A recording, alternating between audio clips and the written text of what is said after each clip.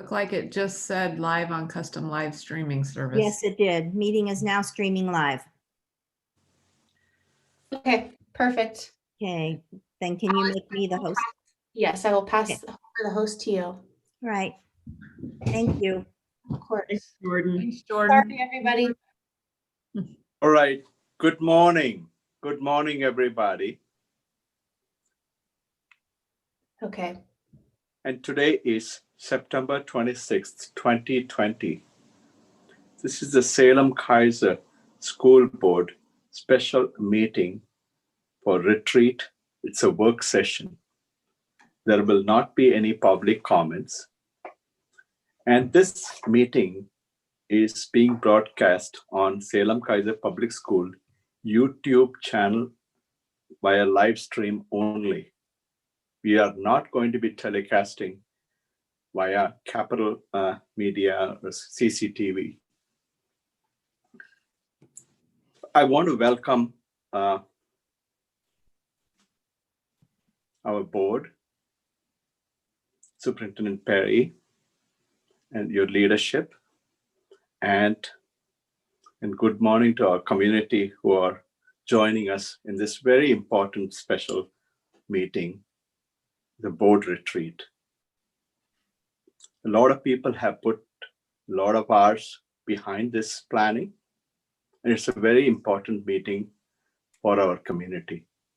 It's a very important meeting for our board, and the purpose we hope to achieve by this meeting is to move forward and focus on our students, ensuring that all the students have high academic achievement and have a thriving life trajectory moving forward.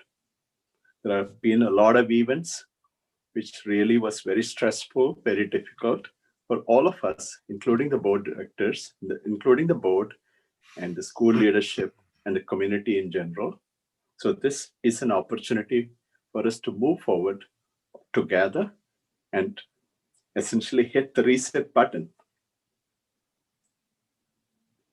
As we were going through several difficult, challenging experiences, I must say there have been many, many people who have been really kind and supportive and have reached out and supported us in this journey. Oregon School Board Association has been one such organization that really reached out. And without the helping hand from so many, it would have been very, very difficult. This was very unprecedented. Never in the history, at least in recent time, we have had such back-to-back disasters that affected our community. And it did take a toll. It took a toll on all of us. But Oregon School Board Association,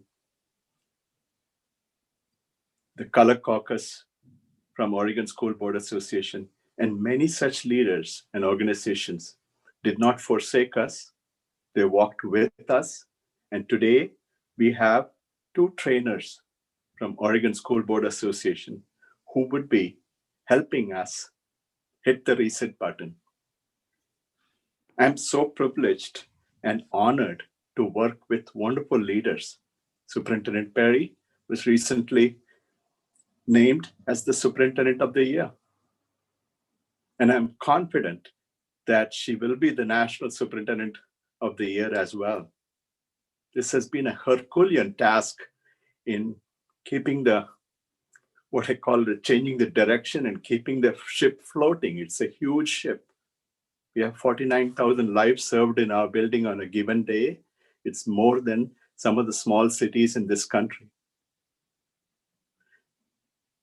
And we have such wonderful, through all this, I had to remain focused and look at such amazing, wonderful board directors who stuck around and helped keep the ship floating through all these back-to-back disasters, what I call my quadruple disasters that hit our nation and our community in particular. So I want to say it's been a blessing for me to work with such wonderful board directors, fellow directors, and the school district leadership. So without taking much time, I would like to personally thank Mr. Vincent Adams, and Miss Kristen Miles from Oregon School Board Associations, who are here to help us, guide us in how we can be even better and we can build back better as high functioning board. I'm going to ask them to give a few words and introduce, so that makes much more important for me rather than me trying to describe their resume. So welcome. The board meeting is called to order. I'll start with the procedure of taking the board attendance, and then we will proceed. So I'll call out the name, please, as we recognize you. Director Kylo.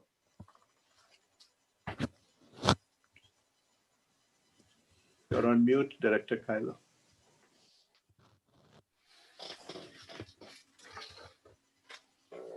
Here. Director Goss. Oh,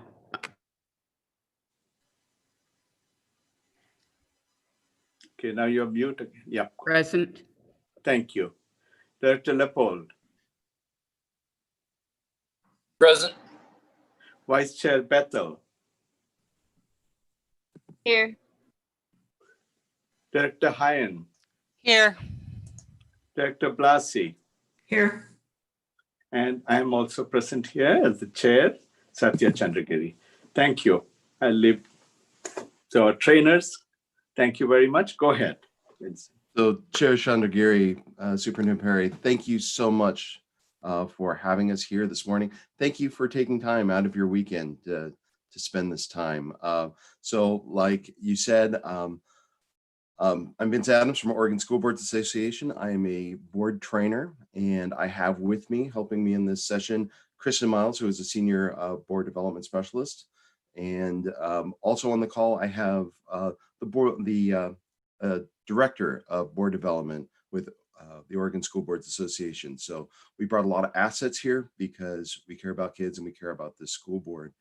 So as I was preparing for this, I was reminded of a learning that I got from one of my mentors.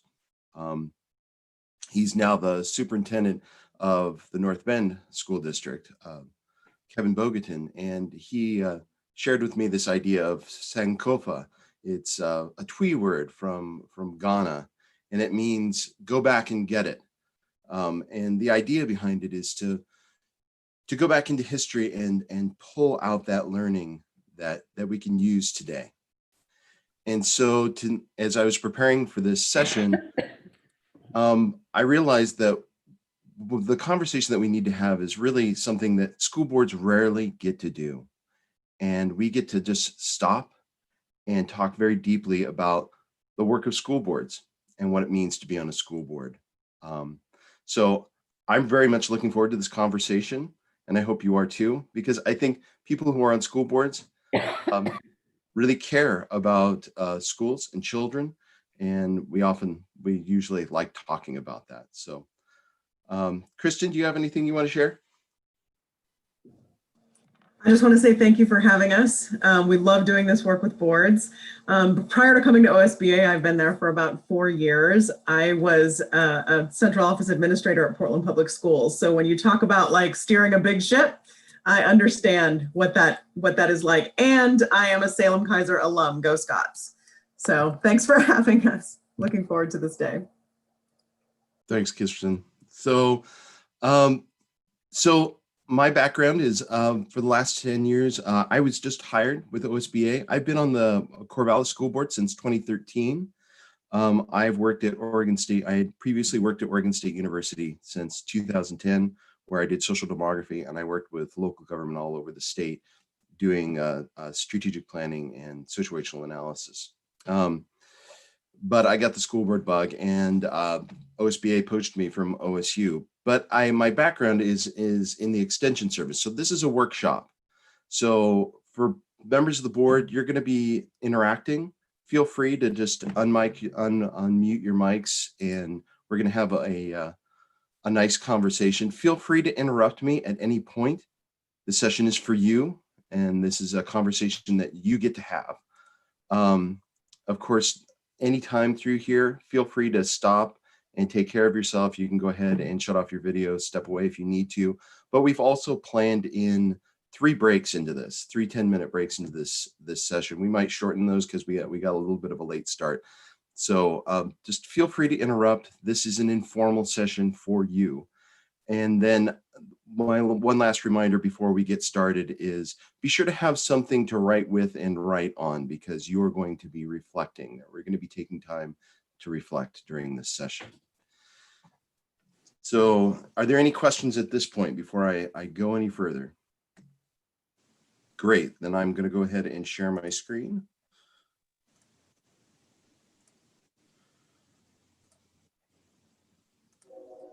Is everybody seeing that okay? I'm seeing nodding heads, which is also Yes. good. Yes.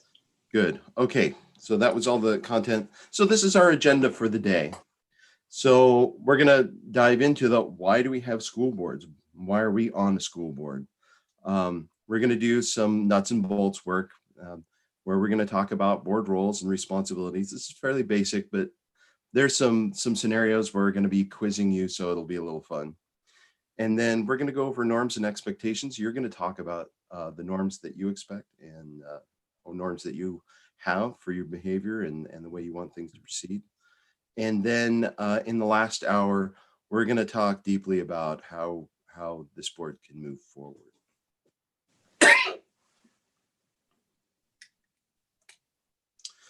But the first thing I want to do is I just want to step back and just get acquainted.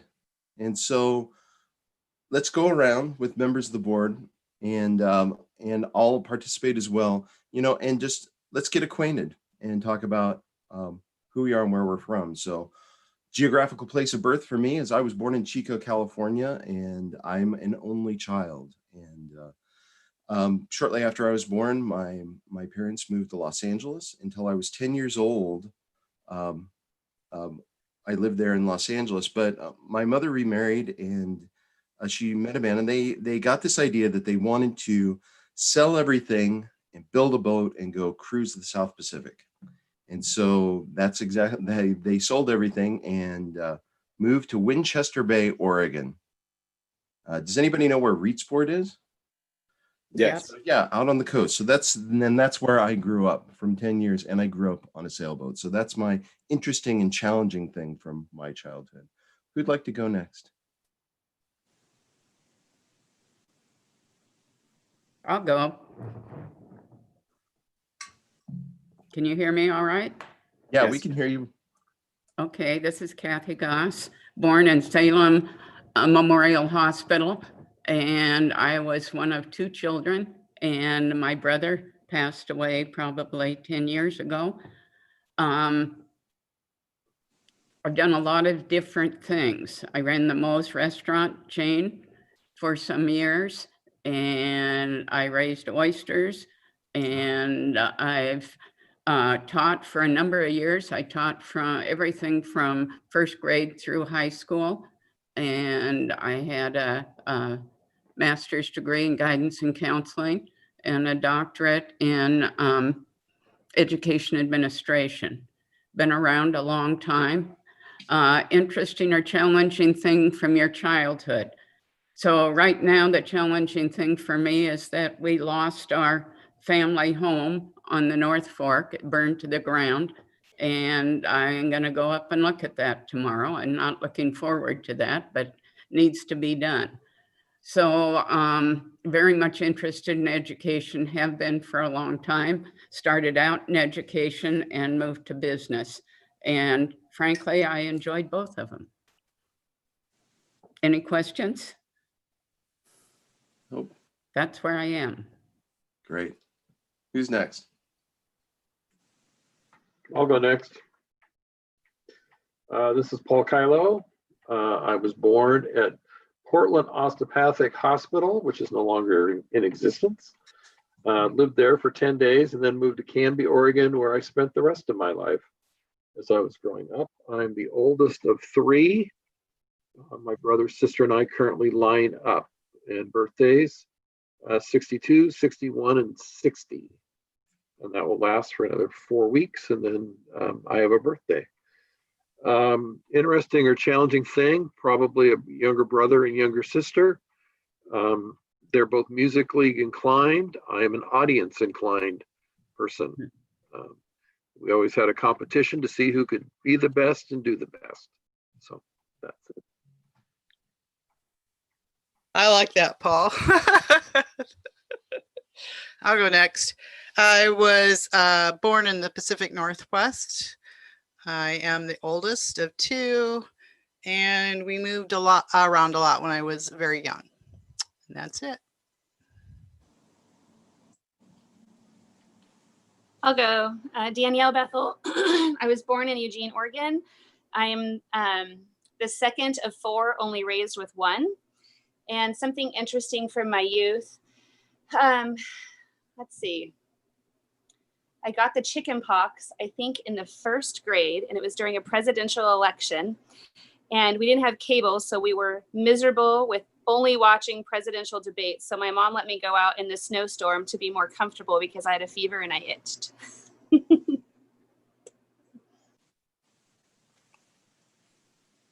Who's next? That'll be me. Hey guys, Jesse. Geographic place of birth. I was born in the big metropolis of Salem, Oregon. My birth name was Jesse Pion. And then it got changed to Peter Olson, and then I changed it back. Well, then I got adopted again, which is Jesse Leopold, and now eventually I'm going to change it back to Jesse Pion. So, interesting circle there. But yeah, birth order, I don't know what that means. Me and my siblings, I got 3 families technically. And so, like, out of my birth family, I'm the oldest. My dad had me when he was 16. And then out of my first adoptive family, I was middle child. And my second adoptive family, I'm the youngest.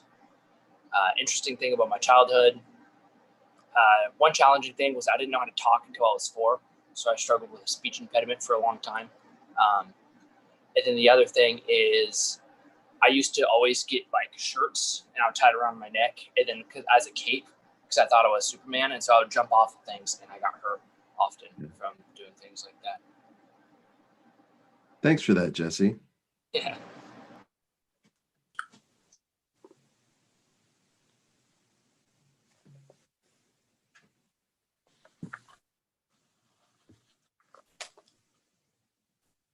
Well, I can't see everybody, but Here, I can. I'm going to go next. This is Satya. I don't know if you can see me. Yes. Yeah, I was born in South India, a state called Kerala, and I'm the second of 3 siblings. And this is back in India. And my father worked in the Air Force, so he was kind of stationed everywhere.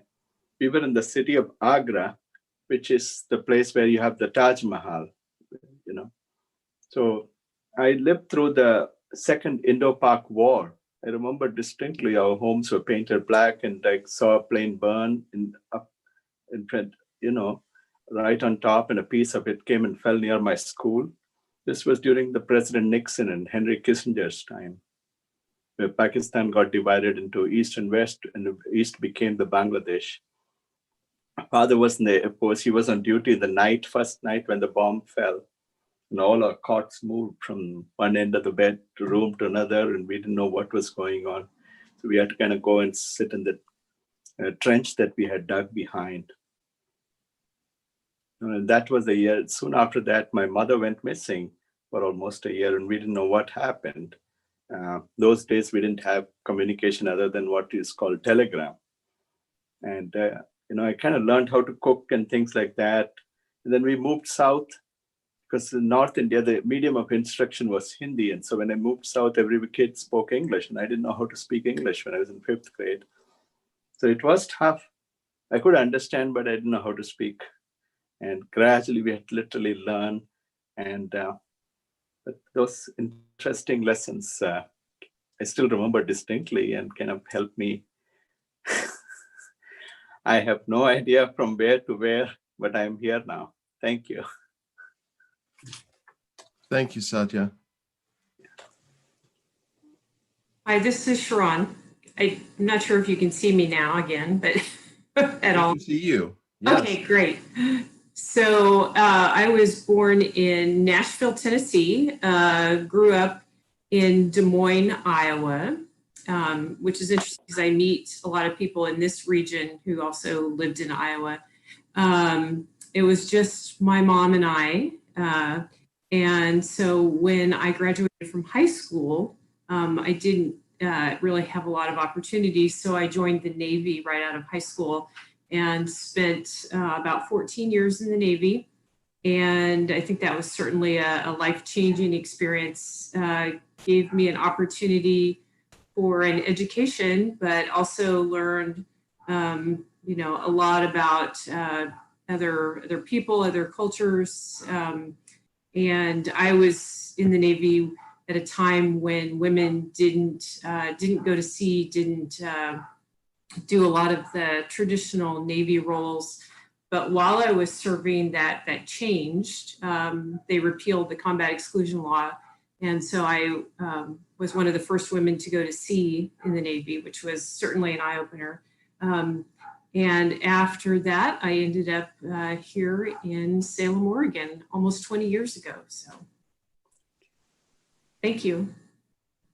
Why'd Thanks, you move Ron. here? Say that again, Jesse. Oh, I was asking Sharon, like, after seeing everything, why'd you move to Salem, Oregon? What's that? After sea duty, what? Well, just after all the places that you've been, why'd you move to Salem, Oregon? At that time, for love. Well, thank you.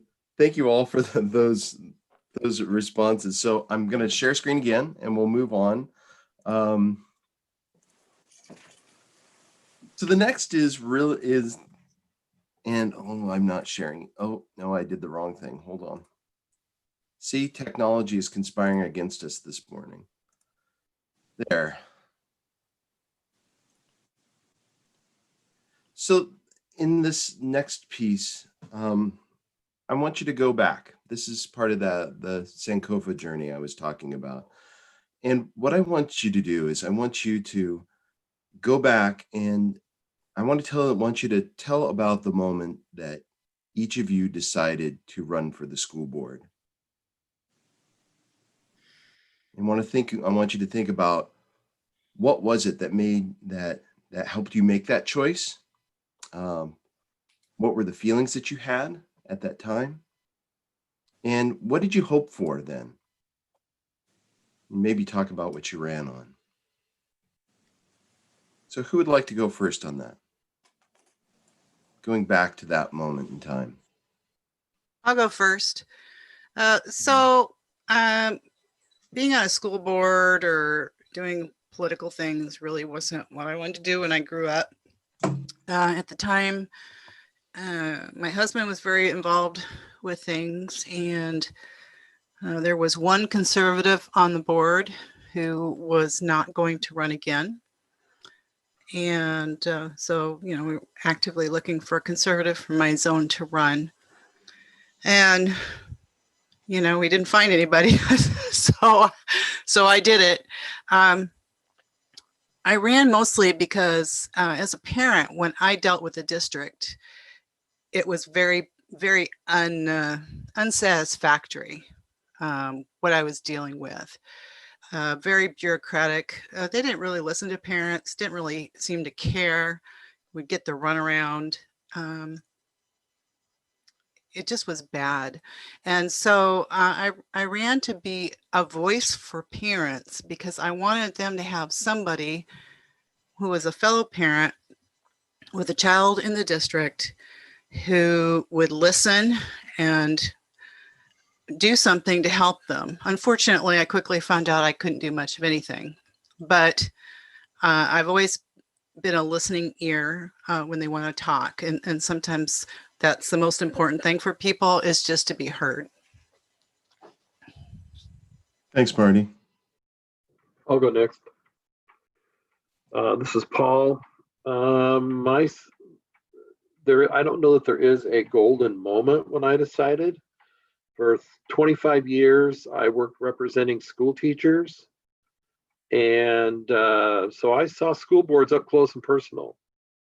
And my mother was on a school board, budget committee, and my grandfather and granduncles were on school boards in little rural districts out near Malala. So being around schools and on school boards was always part of my life. My brother was a school administrator, and my sister was a school administrator and still is a school teacher. So being a part of schools was always there. I retired at the age of 55 unwillingly, and frankly was on November 1st and was bored on November 3rd. And schools being part of my life, I decided it was time to run for school board and do something in the community. I did have an opponent the first time I ran, and he pulled out of the race. So in essence, it was a non-contested race, although he received 3,000 votes to my 8,000 votes. So it's like, okay. But I ran to be a voice for the employees that I'd been representing for all those years, because I had actually represented the employees in Salem. And I know and knew where a lot of the skeletons were and are buried. So that was what caused me to do it, a sense of helping represent. Thanks, Paul. Your education, born and bred. Oh yeah, big time. Who'd like to go next? I'll go. This is Kathy. Kathy Goss. And I spent a lot of time in education when I got out of Oregon State and taught for a number of years. And then I went into business with Moe's Restaurants and got that bug. I absolutely loved it. I loved business, and I never went back to education. And I thought, gosh, I spent a lot of time going to school to get my doctorate, and I was wasting it on oysters. It was time I got back to people and what I was first intended to do. So I decided that was the best way for me to go right then. And so I've been on the board for 3 years now. This is my 4th year, and I've enjoyed it. It is hard to move an air carrier ship, and that's what we are. I mean, everybody, we all jump in and we think we're going to make immediate big changes. And that's why we ran. And moving this size district is not easy. So I've learned that. And it's time I calm down and tried a gentler technique. Maybe that will help me. That's all. Thank you, Kathy. Great lesson on patience, the patience it requires to be a board. I don't have that. Who else would like to go? Or go next? We have more time. I'll go. Thank you, Satya. Yeah. So when I was in 5th grade, we were going through a lot of hardship with mom and me moving from one language speaking to another. Most of my 5th grade, I didn't even go to school. This is what children typically do when there's challenges at home with mom's not well. We didn't even recognize that. There's one teacher who was starting her career for the first time. I don't know what she saw in me. I certainly didn't see in myself. Somehow she helped and moved me to 6th grade, because in India, if you fail twice, you're out of the education system. There's nothing like no child left behind in India. And fast forward, I became a psychiatrist, and that helped me bring my mom back, get her back treated, and she lived with us till the end. We got our family back. If that teacher had not taken interest in me, I wouldn't be here today talking to you all. Just one person can change the trajectory. In my case, that was the story. In 2004, I went with my family to meet her. That was the last year of her service. She retired after that. When I was working in the VA, there were a lot of young veterans who were ending their life to suicide. And I would cancel the clinic, go and try to testify. Nobody would listen. They'll give me 2 minutes in public testimony, literally. Nothing made a difference. You had veterans taking a shuttle going to Portland for a simple procedure and nobody would listen. That's when I decided I have to do something. I can't simply sit and complain. I realized there was nobody, a psychiatrist in the legislature nor anywhere.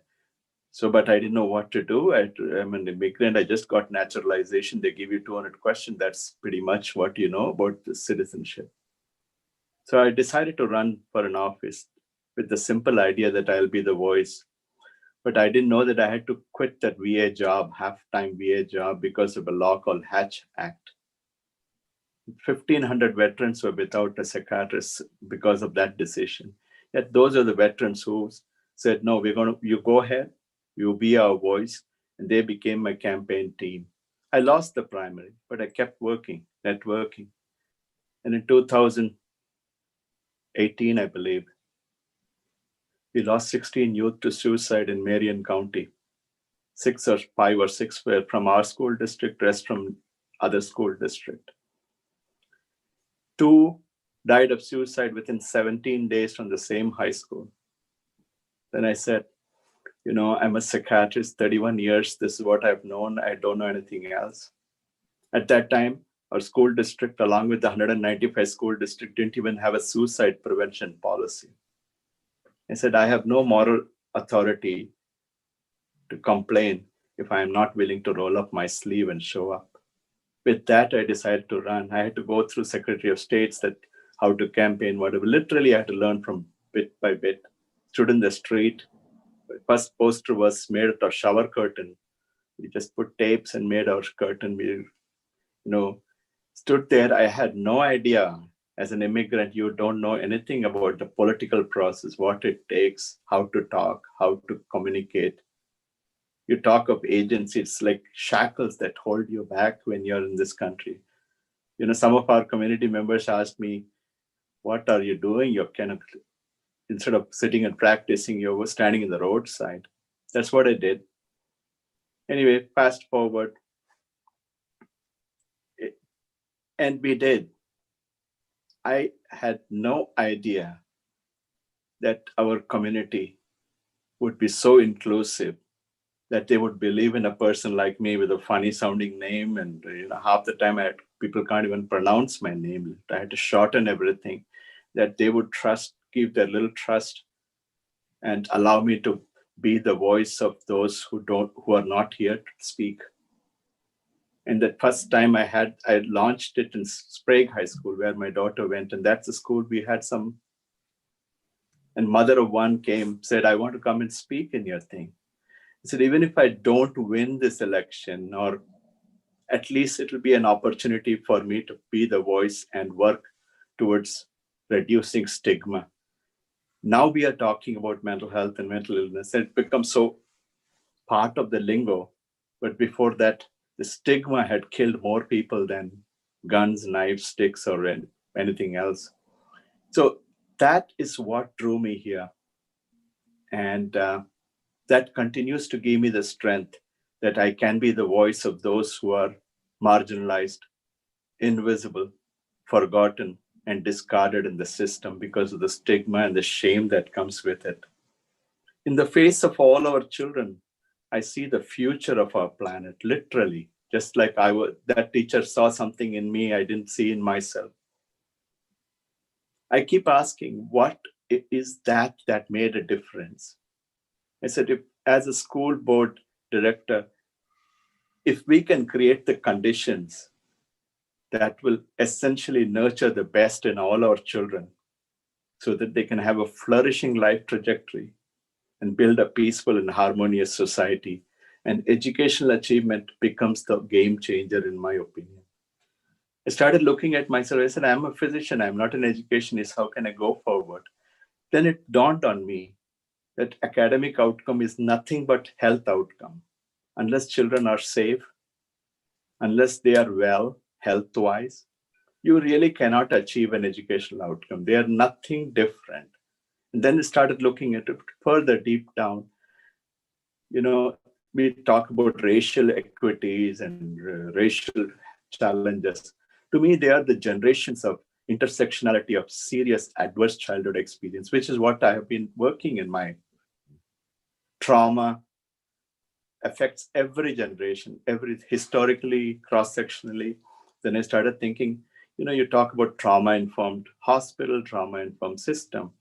You can also dream of trauma-informed community where we can start thinking in terms of how pervasive it is, which is what we do in healthcare. So I said, for me, school and community and school are not separate. They are all part of the same continuum. And that really formed my interest, and it still sustains me. I did not expect that I'll be sitting today like this in the intersection of 4 huge disasters back to back, and they're all kind of affecting. This was not part of my plan, to be honest. None of us expected this will happen so fast, but here I am. So I don't know if I answered the question. Thank you for your confidence in me. That's what I want to say. For trusting somebody like me who total unknown. And in this historic moment in the nation's history, in our community's history, to field a totally unknown person in this role and to support, to be the chair, is like taking a huge chance. When I look back, it really kind of gives me goosebumps, because our board has taken a huge, first of all, our community, and second thing, our board has taken such a huge risk and challenge that, when Superintendent Perry, you mentioned about it's high time that we start dismantling structural racism. I believe the first important step has been taken by this board by trusting an immigrant like this with no background in this country to put in this position. It's not that you put me in this position as a chair. You have actually sent a very strong message that for generations to come, every child, every immigrant, every diverse community or person of color can really start dreaming of this possibility.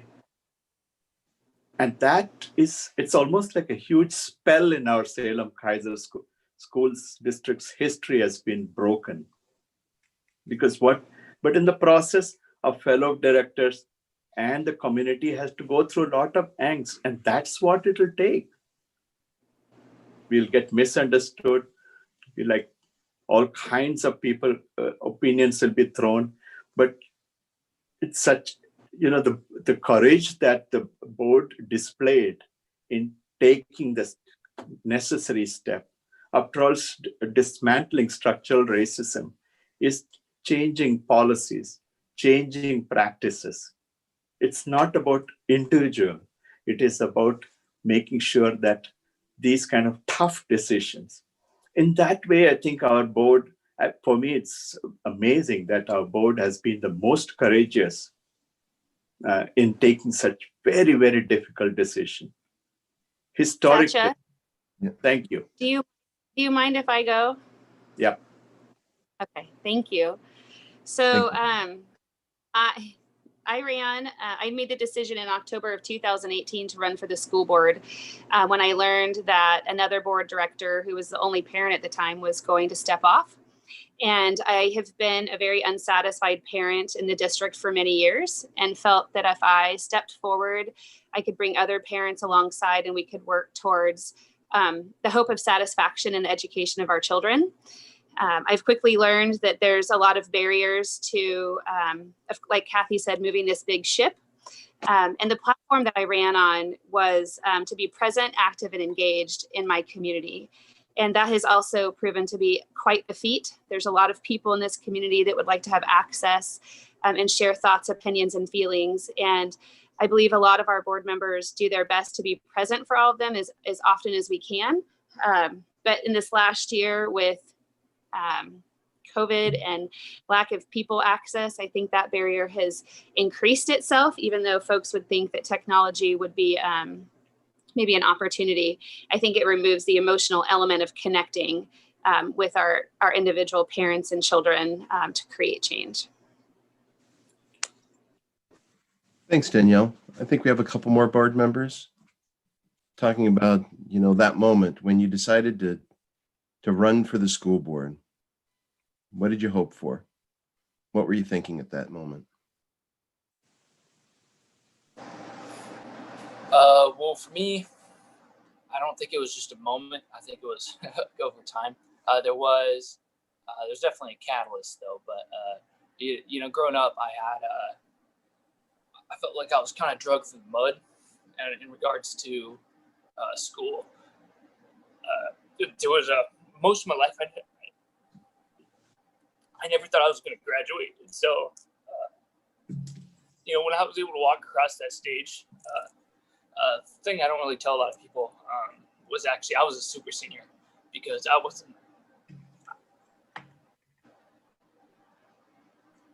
wasn't set to graduate, and so they told me that I should go get my GED. But I said no, I got to do it right, and so I re-enrolled in school, and it was a lot of my teachers and my principal. Luckily, I had a good relationship with them because 9 years ago when I was 16, you wouldn't recognize me. I was drinking, partying. Statistically saying I should be, dead or in jail. There's a lot of times when I was homeless, and often I would think about, I was in a dark place mentally, and so I never thought I'd graduate high school, let alone make something of myself, So the way I view it, I'm on house money, so that's why I was like, I'll take the risk. And so for me, I saw as a kid, me and all my people around me, my friends, my siblings, people I grew up with, the systems failed us, our school system, the foster system. And so I just was used to seeing time and time again, kids falling through the cracks, and I felt like I wanted to be a voice for them, and I wanted to fight for kids who've been homeless like I was as a kid, kids who went through abuse, even kids who had families that looked perfect, but in reality, there's a lot of the stuff in the background that people don't see. And I wanted to fight for kids who didn't see graduation in their future or even have hope, because luckily, I had a couple teachers in my second adoptive family, who helped show me that I could make something. I could live life a different way. That there was a shot for me. So once I saw my shot, I took it. And I haven't looked back since. But the moment, the exact moment when I decided school board itself, because for me, I thought it was just going to be business, and then I started a nonprofit. My plan is and has been start an orphanage to help out kids who are in similar situations. It's kind of my game plan. After I build my business empire, I'm going to fund it all myself. That way, I don't have to take orders from people. But I was working at a gym, Epic Fitness, and this guy came in every morning complaining about the towels. Every single morning. And so every morning, I'd get there like 5 a.m. He'd get there like 5:10, 5:15. And so I would have to have all of the towels perfectly rolled and ready to give to him, because if there wasn't towels, it was a big deal. And I didn't really know what a school board was very much before that, because if you go to any high school, what kid actually knows what a school board is? Now they're starting to. But luckily, just because the students have been more active. But and I think that's important for us to do. But there was Paul Kylo was telling me a little bit about what the school board itself was and what that role is. And I was like, that kind of fits what I want him to do.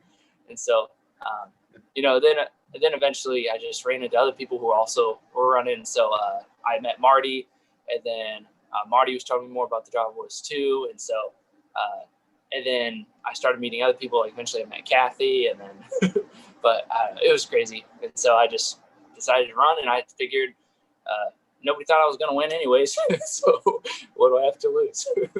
But, the main thing was fighting for kids who have fallen through the cracks, aren't normally represented. Thanks, Jesse. Thanks for that truth. Sharon, I think you're the last one. Yeah, that's, thank you, Jesse, for sharing that. So for me, like others, I didn't, never planned on running for anything, let alone the school board. But I did a lot of work before going to work with veterans. I was at Secretary of State and did a lot of K-12 performance audits and developed a pretty in-depth understanding about our education system, and always had a lot of respect for Salem-Keizer schools.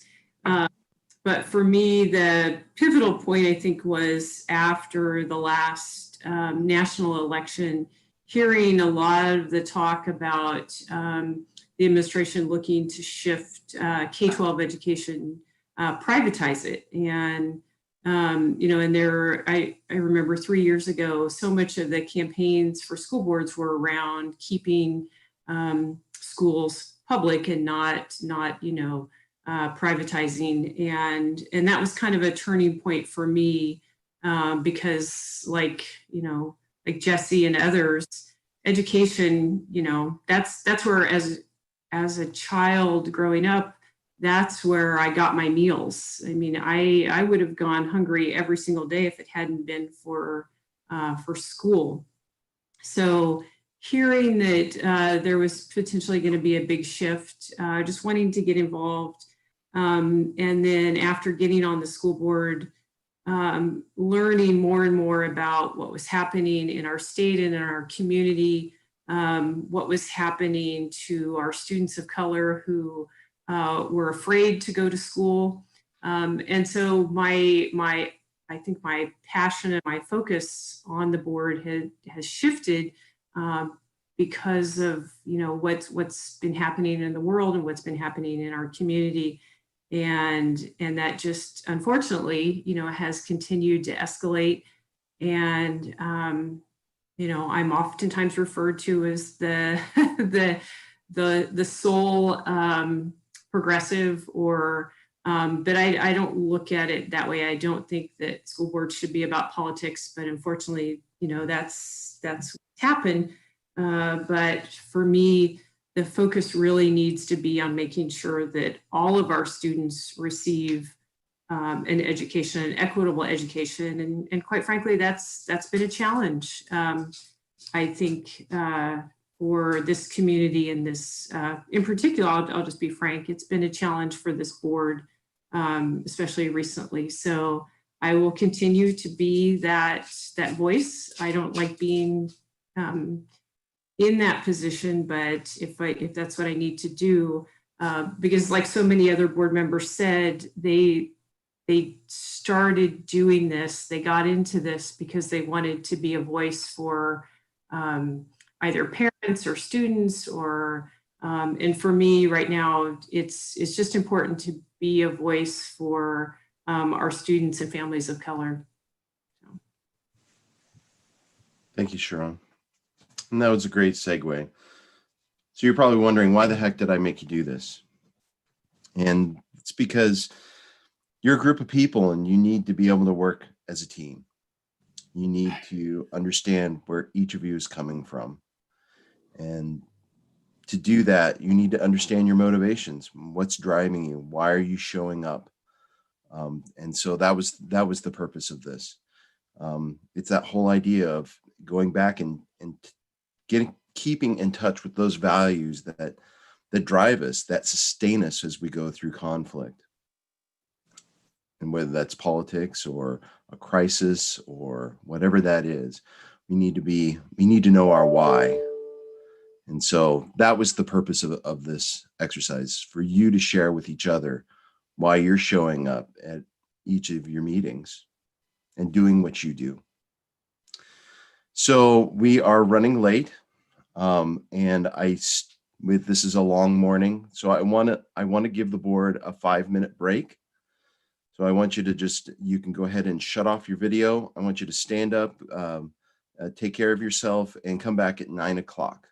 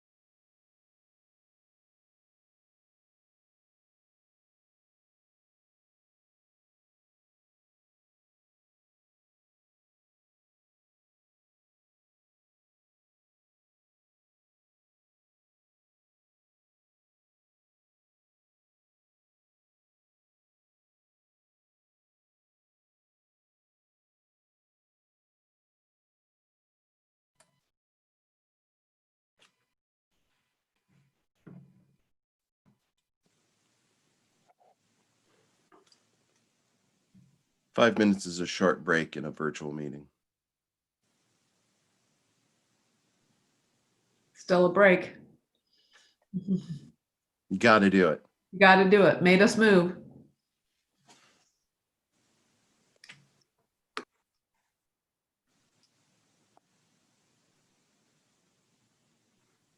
So So, Paul, did they roll the towels as well as I did?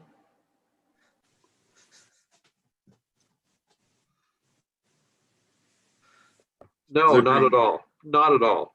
Now they just fling them at me.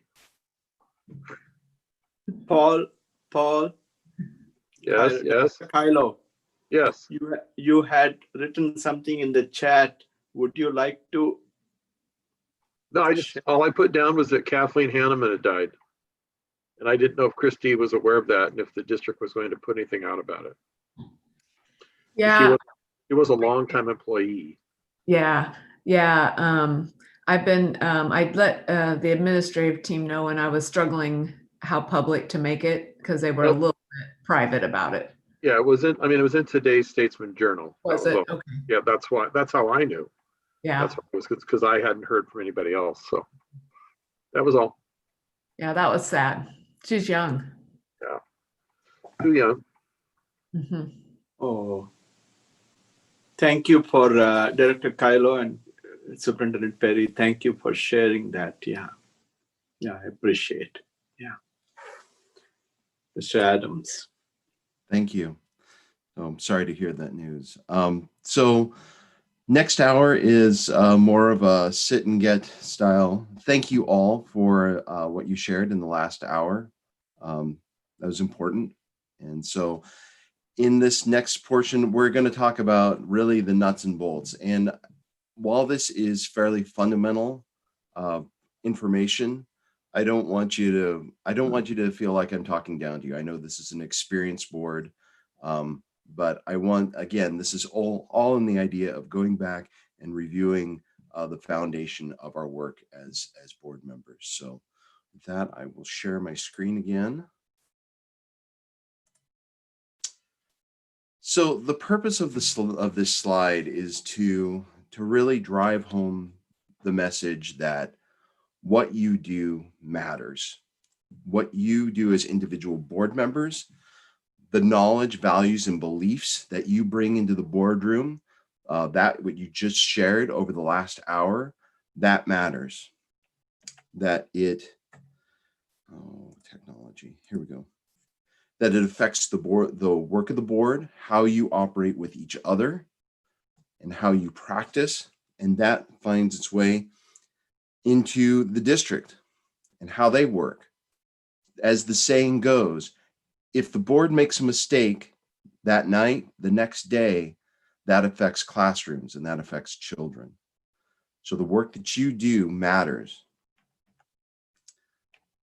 And ultimately, what we're driving at here is that it's all about student outcomes. That the work of boards has a direct connection with student outcomes. So how you operate, how you treat each other, how you interact with the district, how you interact with the superintendent, how you interact with the community has an impact on student outcomes. And Christian's going to talk in more detail about that later in the program. But I want you to hold on to this idea as we go through these slides and talk about practice.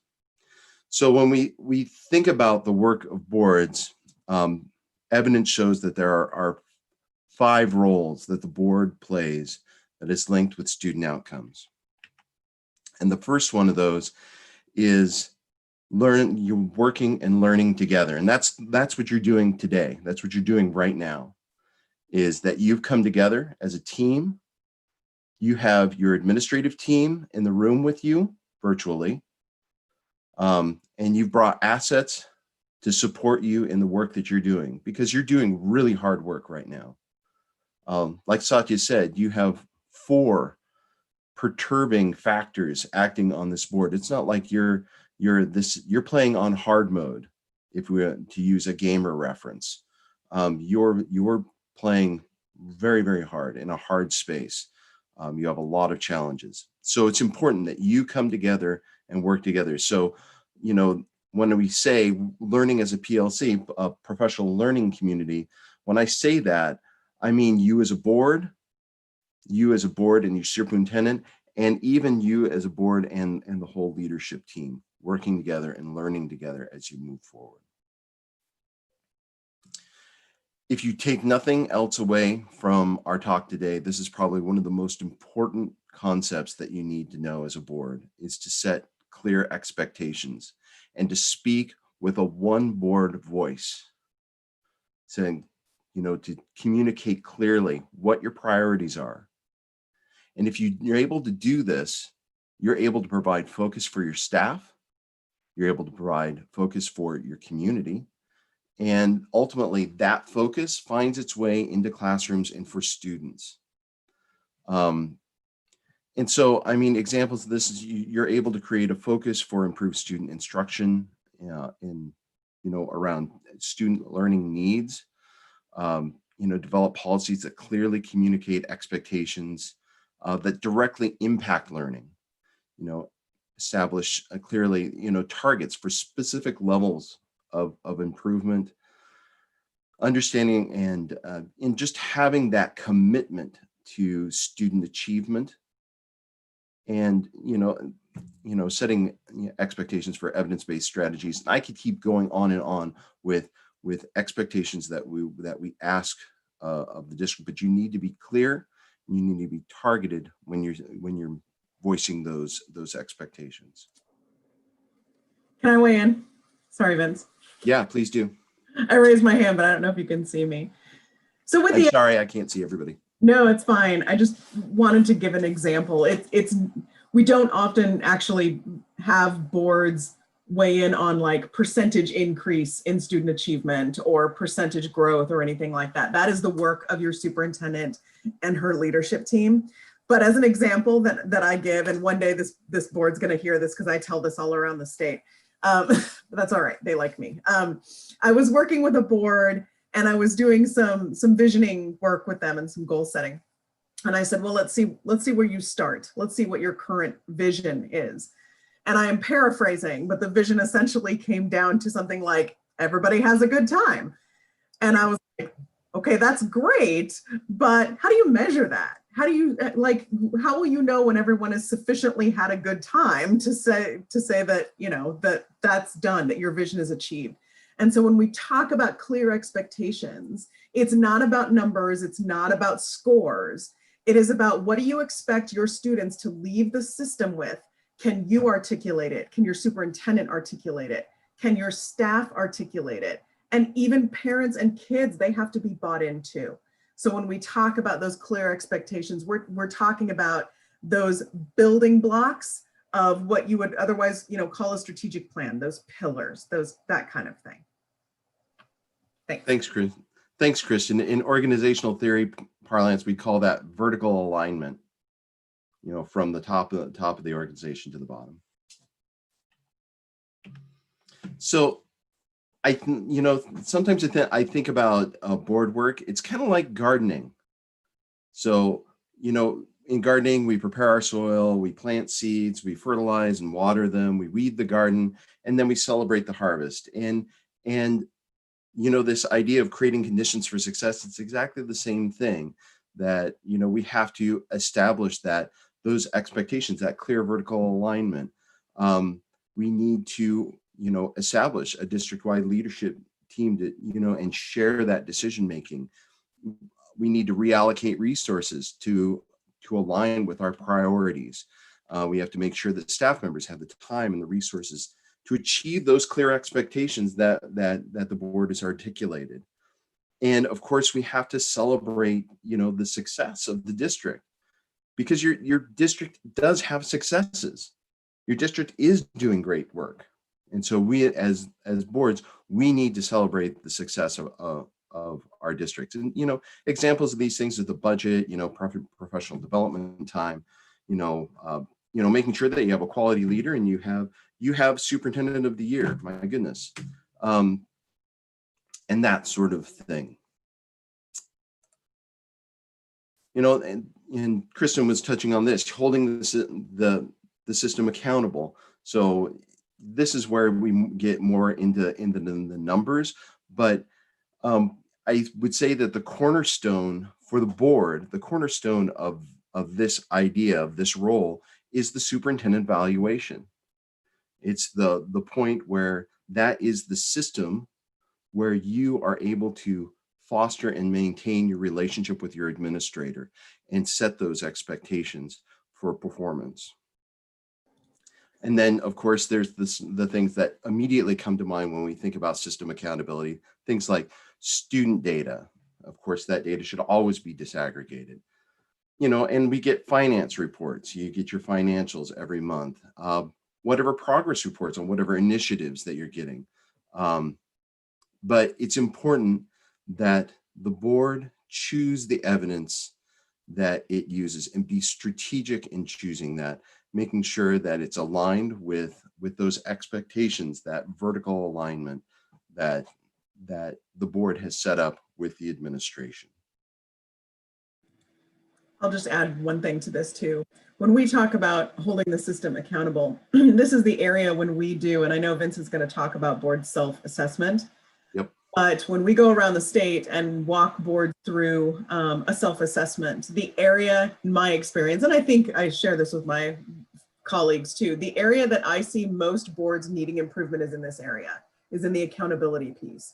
And when we talk about this, we're talking about following up and monitoring. We're looking at, if you've got a strategic plan, or even if you don't, you've got district goals, whether it's district goals, strategic plan, whatever you're working from. How often, and did you work collaboratively with your superintendent and her leadership team to determine how you check in on those things? When does she and her team bring you information, and what kind of information will let you know what progress has been made on these goals and during what time periods? So, we look at, have you built that into your system? Is that on your agenda? I do strategic planning with boards, and the first thing I say is like, this could turn into a poster so fast if you don't have a monitoring plan to back that up, and you don't embed that monitoring, which is beyond just reporting, right? It is about the discussion about course correction if needed, about following up on initiatives and goals. So when we talk about accountability too, it's about the system. Thanks, Vince. No, thank you. May I ask a question, Vince? Yes, please. So going back to how do we hold system accountable? The previous slide, you talked about measuring success. And so, Ms. Miles, you mentioned that it's not about a number, or it's about a measurable thing.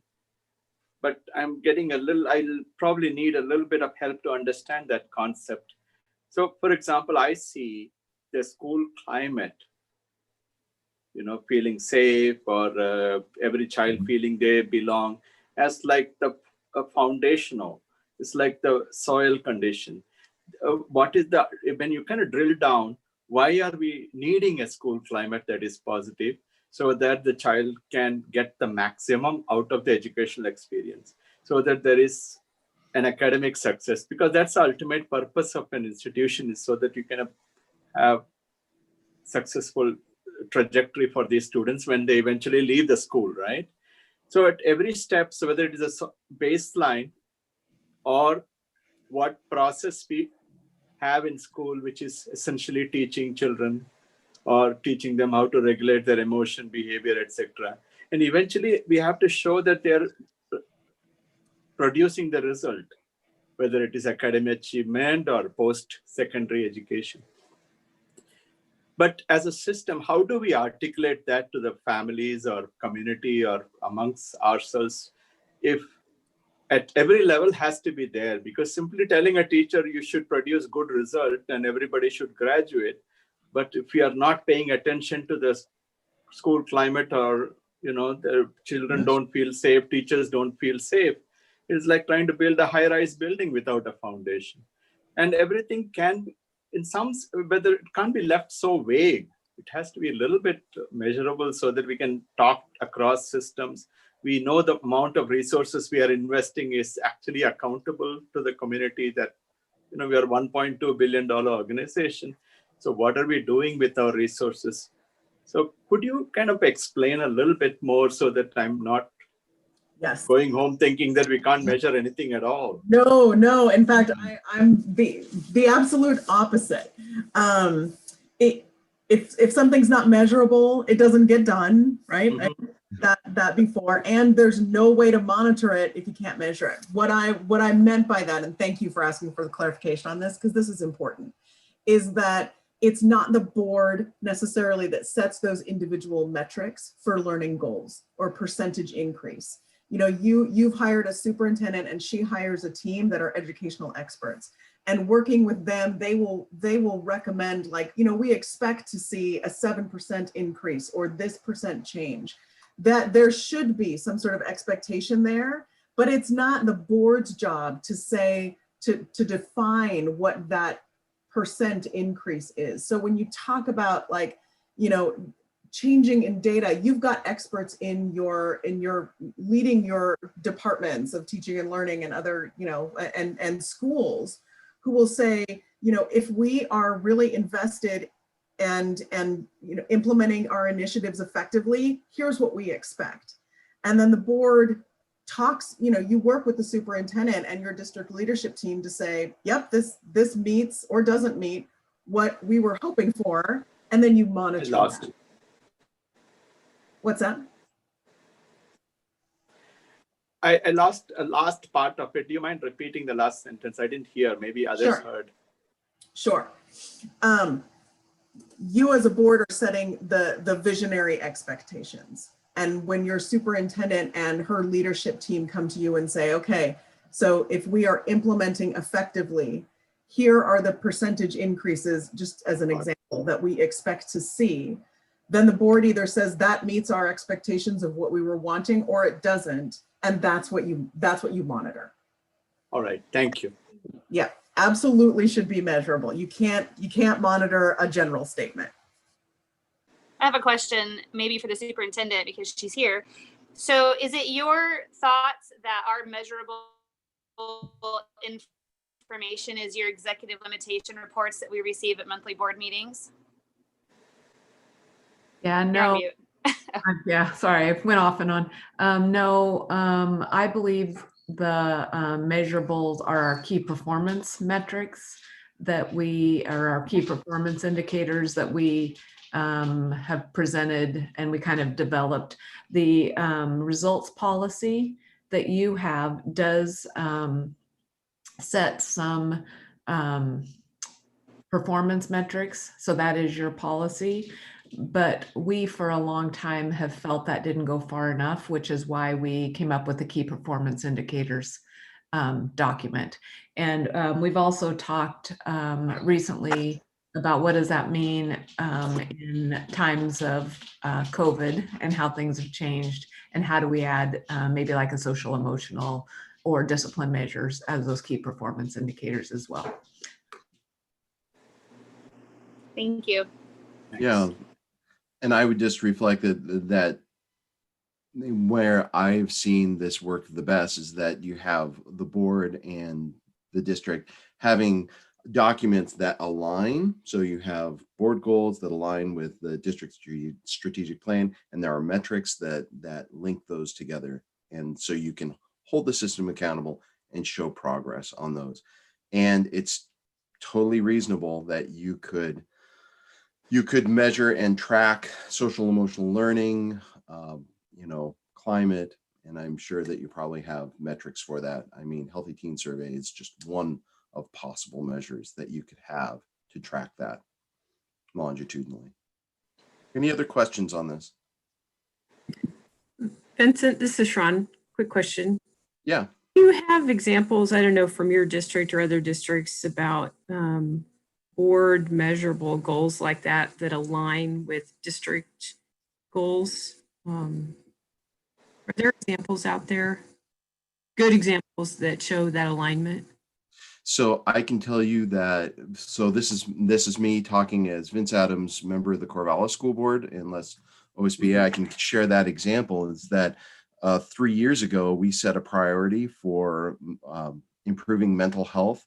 We looked at our data, we looked at Healthy Teen Survey data, and found some startling results for our district that was very disquieting for the board and for our staff. We felt that that measure that was provided by the state didn't give us the high enough resolution that we needed across, particularly temporally. So the Healthy Teen Survey is done every 2 years. We wanted data every year. It also didn't do it across student groups. So we wanted to be able to go across race, ethnicity, and by gender identity. And so to get at that, the district developed the metrics for us. So we as a board set the priority. We need to improve social and emotional learning and mental health for our students and for our staff. And then we purchased a product. It's called the Youth Truth Survey, and that has been deployed 2 years now in our district to capture that information. And so now we get reports on that from the district. So that's how, on that particular one, that's how we did that. Satya. I have an example which I shared with Superintendent Perry. Can I ask a follow-up question? Sure. So, yeah, please. So it sounds like you identified a priority like that. Do you recommend identifying priorities such as that instead of trying to look across the entire universe of possibilities so that boards can actually chunk off a piece that they feel is a priority? So you as a board are going to have to decide what you are going to prioritize. And I strongly suggest that you do that in collaboration with your superintendent. I mean, your district already has a strategic plan. So, I mean, as this board moves towards a visioning process, I mean, that's a conversation that's going to happen between the board and the district. I can tell you that if you go through that work, you will find it immensely beneficial because it will allow you to focus your attention as a board, and it will allow you to have aligned conversations with the district. So I think I have Satya and then Danielle. Yeah, two things. Gresham Barlow School has used Panorama and to kind of use that as a way for social emotional. And Director Leopold and I attended a workshop in OSBA last year, I believe, which the whole workshop was on measurable goal setting by board. And they did a very good job. I think our ESD, Salem, what is that, Marion ESD? Yeah. The doctor who does the data, I forget her name, she gave a beautiful presentation along with others.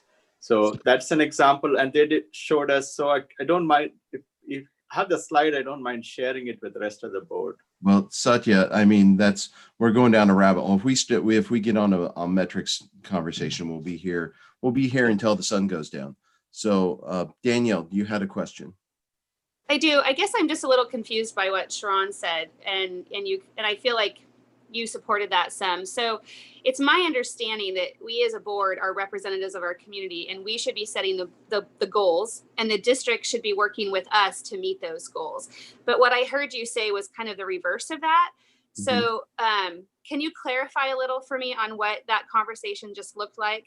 I mean, I absolutely think that there has to be a very collaborative, transparent partnership with our superintendent and our administration. But I just want to be clear that we're the ones doing that work with our community and then setting that platform to support the district through success to meet that. Is that right?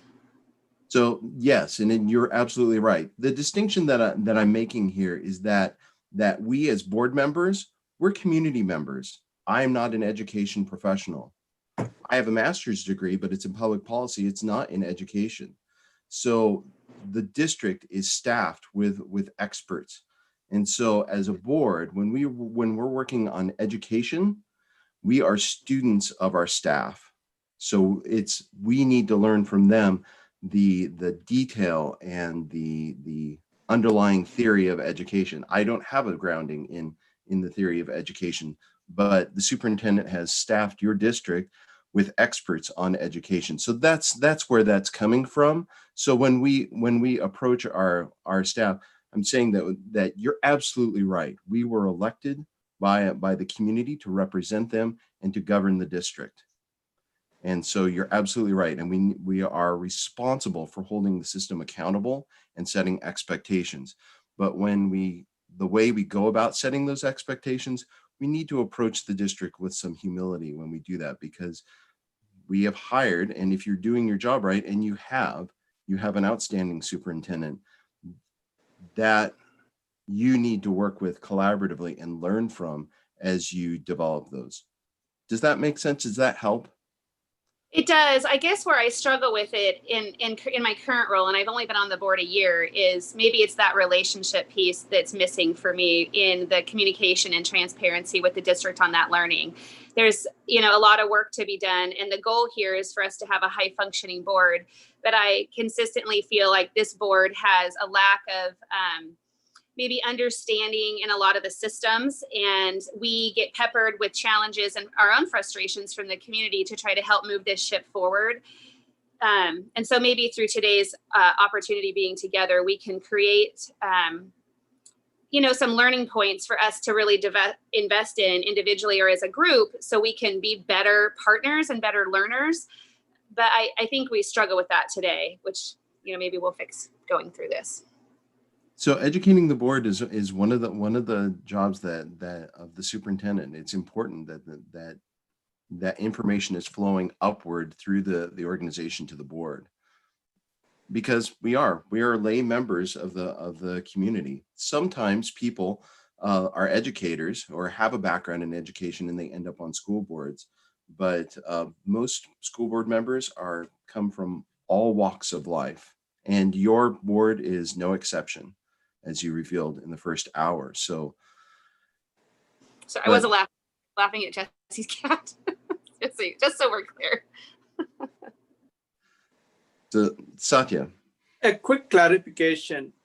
So you bring up a good point, and this is a particularly challenging time because we are so tied down with day-to-day disaster, crisis, this, that.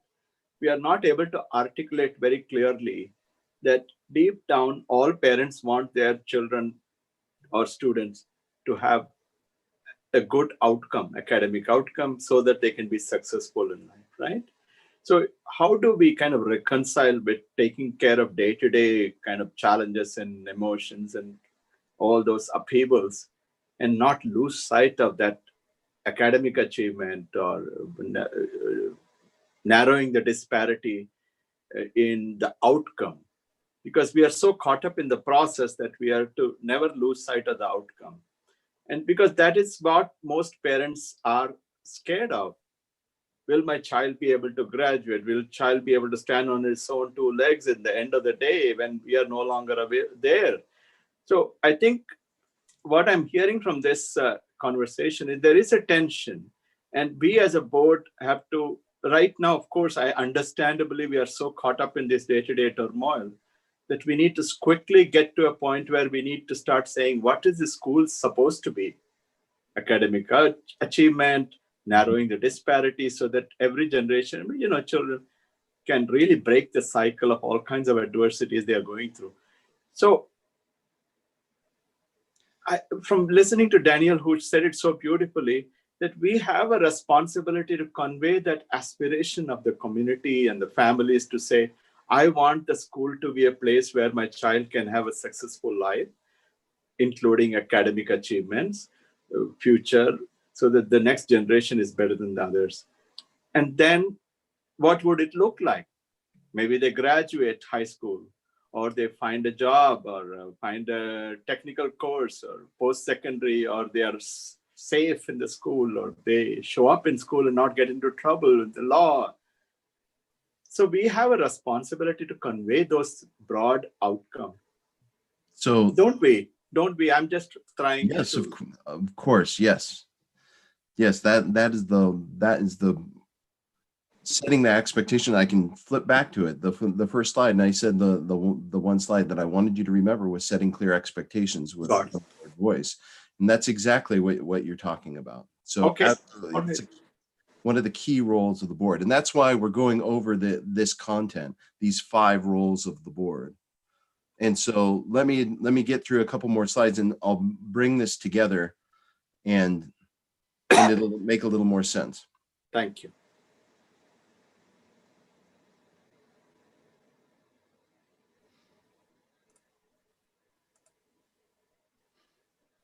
So I'm hearing this from this board, and it's also embedded in your policies that your board is very much has tasked itself with representing the community and communicating, hearing the community, and trying to develop this public will to succeed. Board members are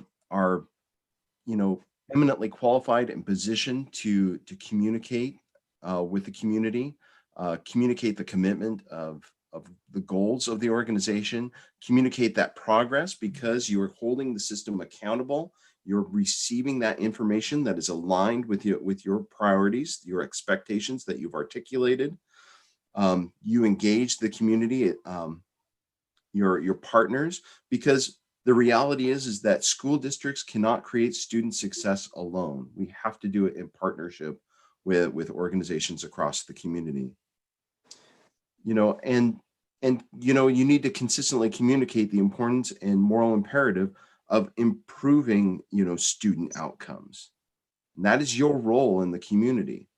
So I hear a lot about representing the interests of the community, but it's also representing the district, the priorities of the leadership team, and when I say that, I'm talking about the board and the superintendent, communicating those priorities out into the community as well, and explaining the rationale for them and the progress towards those goals, and then getting that reflected feedback from the community. So to bring this all together, this is a tool that we promote. It's one that I use in Corvallis. It's the focus framework. And this is an interrogation tool, kind of like your equity lens in a similar way. It's a way to look at initiatives, topics. These are long-lasting topics. So projects that the board is working on. And it's these 5 roles: learning together as a board team. What information does the board need to ensure the right decisions are made? So what are your information deficits? What is the expectation of the board in this situation? What are the conditions that we need to create for this initiative or whatever work that we're doing to be successful? How are we going to hold the system accountable? How are we going to make sure? What does success look like? And how are we going to measure the progress towards that? And then how are we going to communicate with the community? So, and we can share this document. We can share this with the board, but it's a very effective tool for interrogating and ensuring that the board is staying in their lane. We're going to talk about that in just a little bit, staying in their lane and focusing on their role in that governance structure for the district.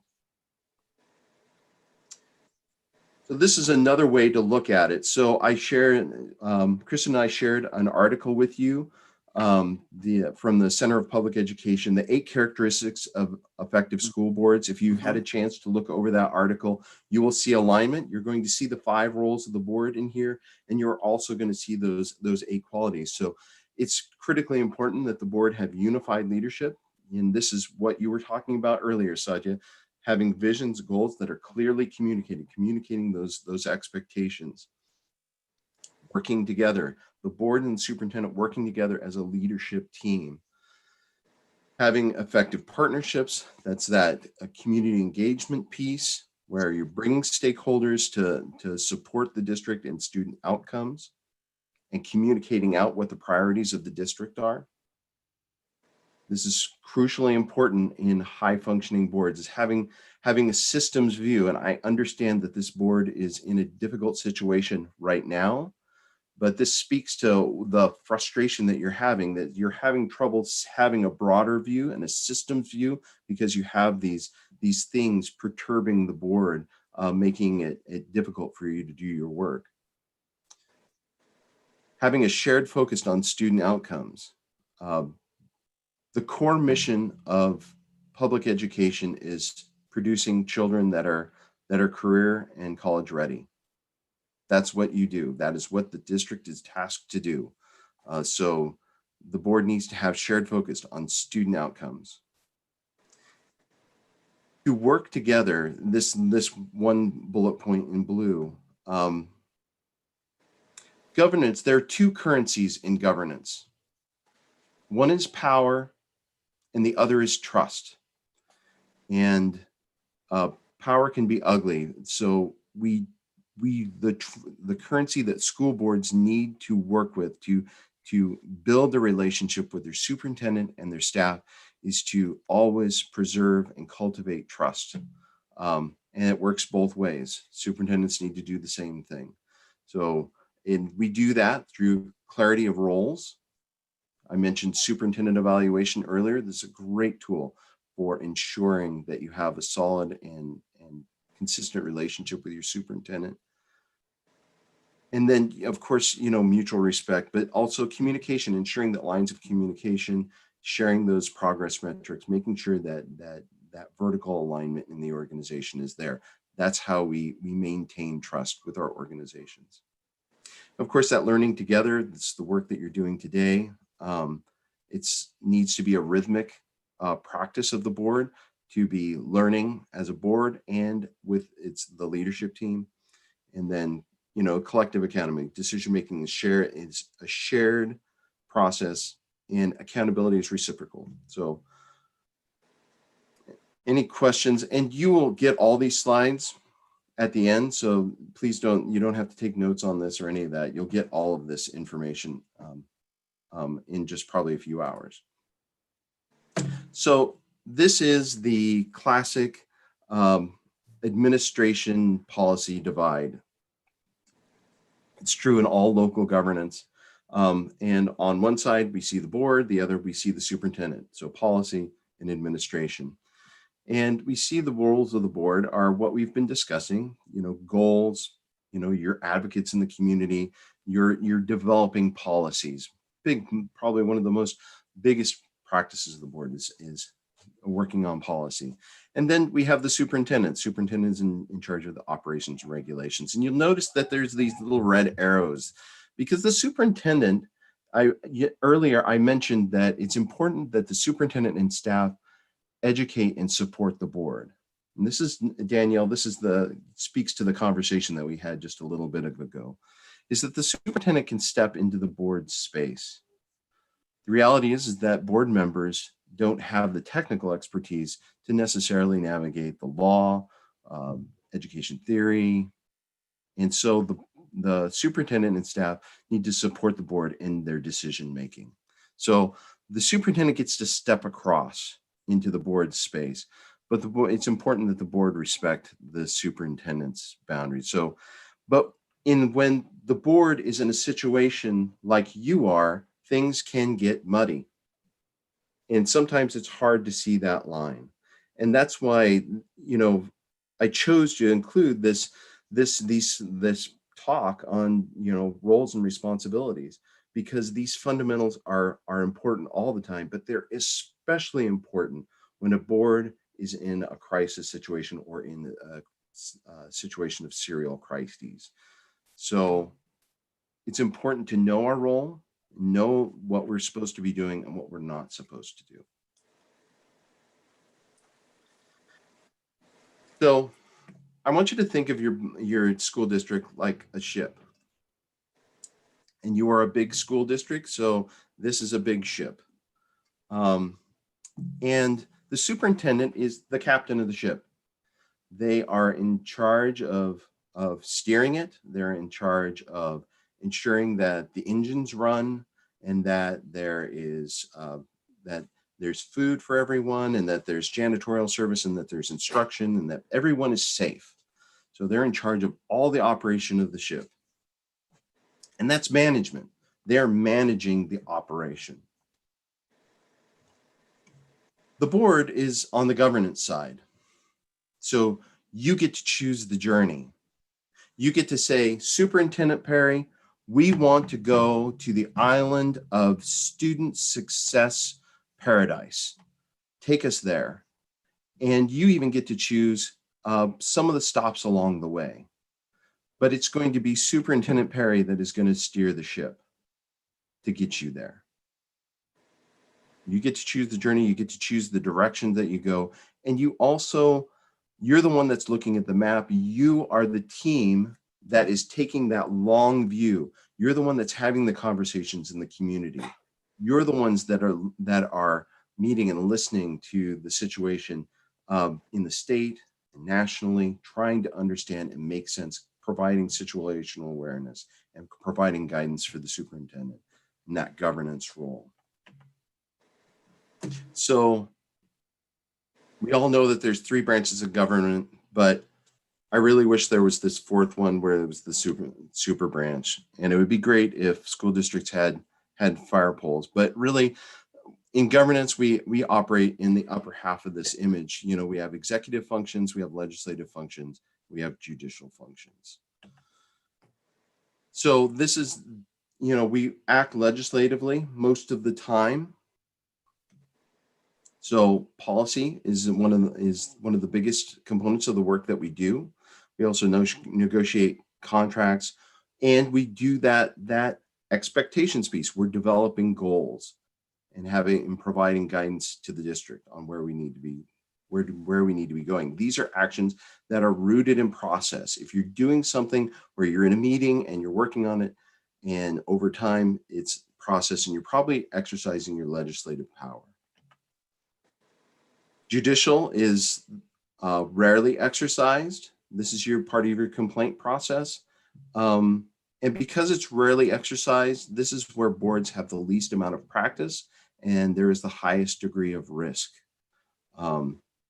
So this is when you're acting in your judicial capacity, if you're hearing complaints, this is a time for the board to be very, very careful and have lots of support at hand to ensure that you're navigating that in a skillful way so you can make a decision.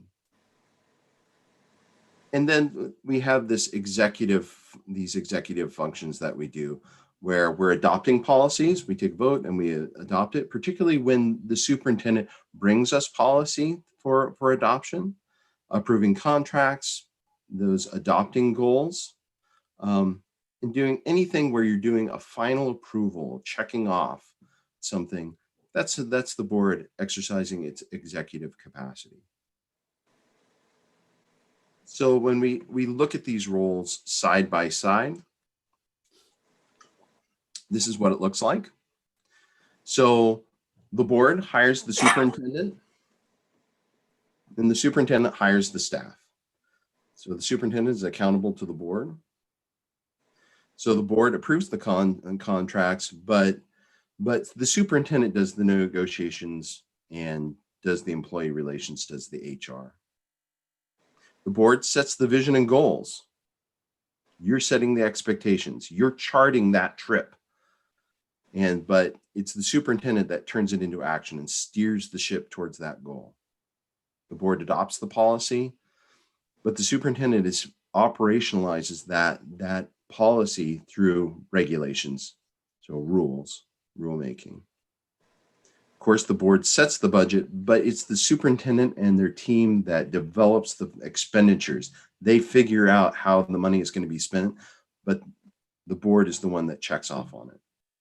And then it's the progress tracking piece. So the board is monitoring progress towards the goals, that journey that we're on, and the superintendent reports the progress. So I want to pause there and take questions if there are any. I know that this is review because this is a fairly experienced board. Danielle, you're new to this, but any questions at all? Vincent, can you show us others? I can't see anyone else when you are in the presenter mode. Yeah. Oh, there you are. Yeah, I just have I need some help in this. Okay. Suppose, sometimes issues come up in the community which are very difficult and very unprecedented, right? Sometimes there is very challenging issues, whether it's polarized issues or communities going through a lot of suffering and hurt. And so then, time is of essence. We need to come to arrive at a decision.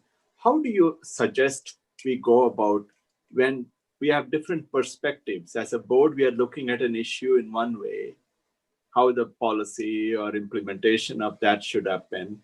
And maybe, or within the board, we are looking at the same issues in different way, or the community has a different expectation of how the process of implementation should be. Nobody is disagreeing on the outcome.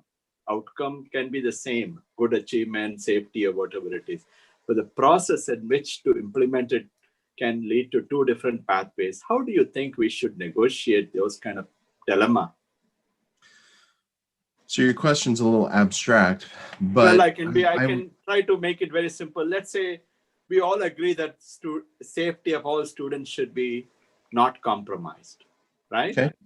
So one can have a process of achieving this by, say, we should have X type of policies in place, or so we need to have certain contracts in place, whereas the community may have a different approach to the same outcome, that we all want our students to be safe, but they want a different process to be followed.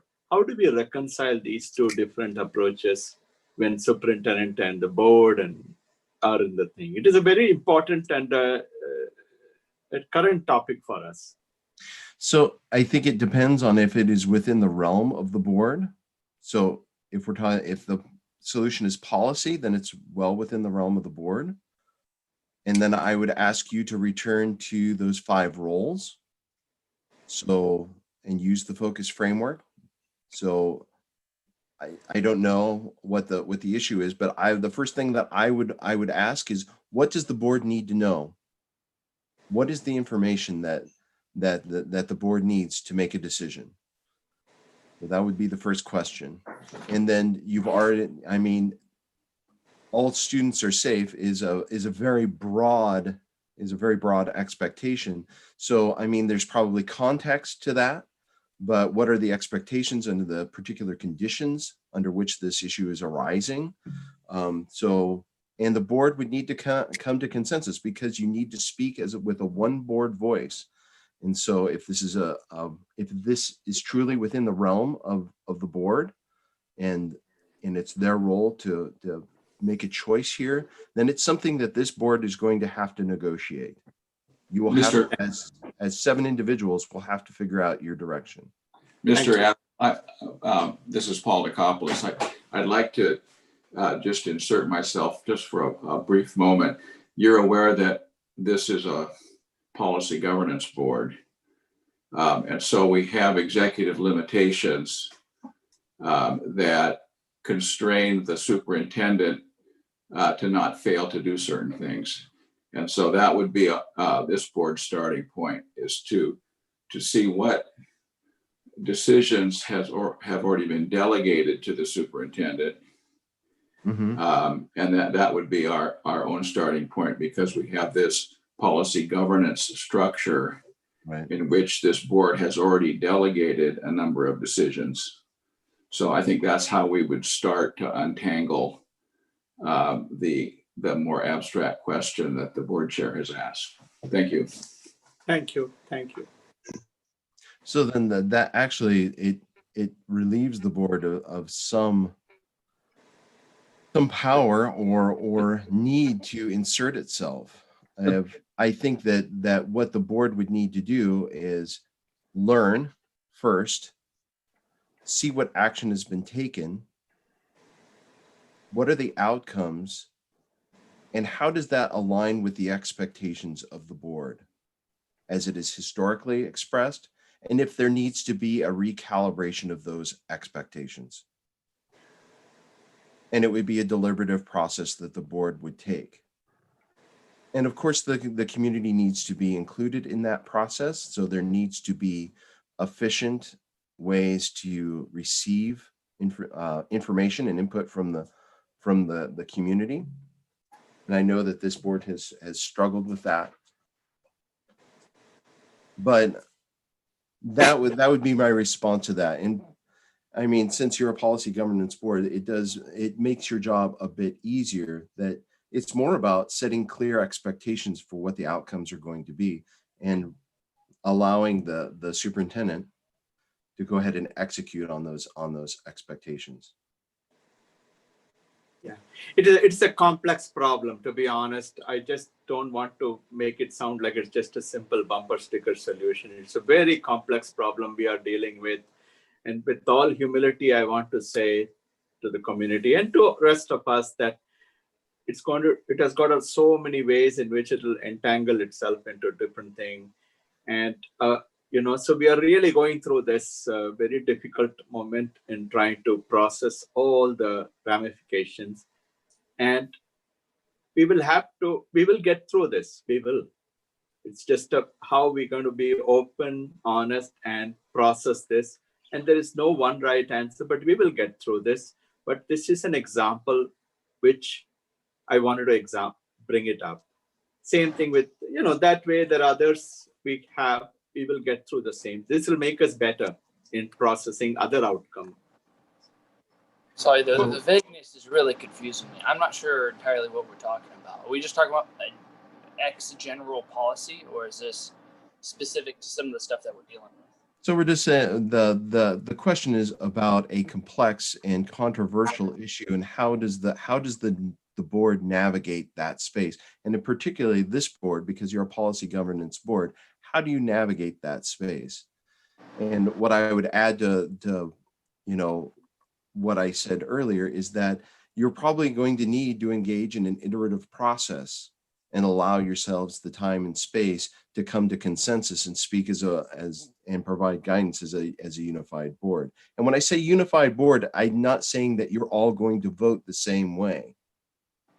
I'm saying that you're going to have a complete conversation about the topic, surface all the information and your values, and then come to a vote a successful vote, if that's the form that it takes, to give guidance to administration to execute on. And I'll just add, because I totally understand a lot of this can sound like, well, what does that actually mean? What does that look like practically? I think the first thing, and this sounds pretty simple, but if you can answer this question, I think it gets you to what you need to do. In any situation, you can ask yourselves, what is the board's role? And as a policy governance board, you may be able to answer that pretty quickly. Because if your policy has delegated authority to the superintendent in a certain role or in a certain situation, then your role might be to just be informed, or your role might be just to listen. If you have like actual, involvement in something, your policies, your guidance will probably let you know.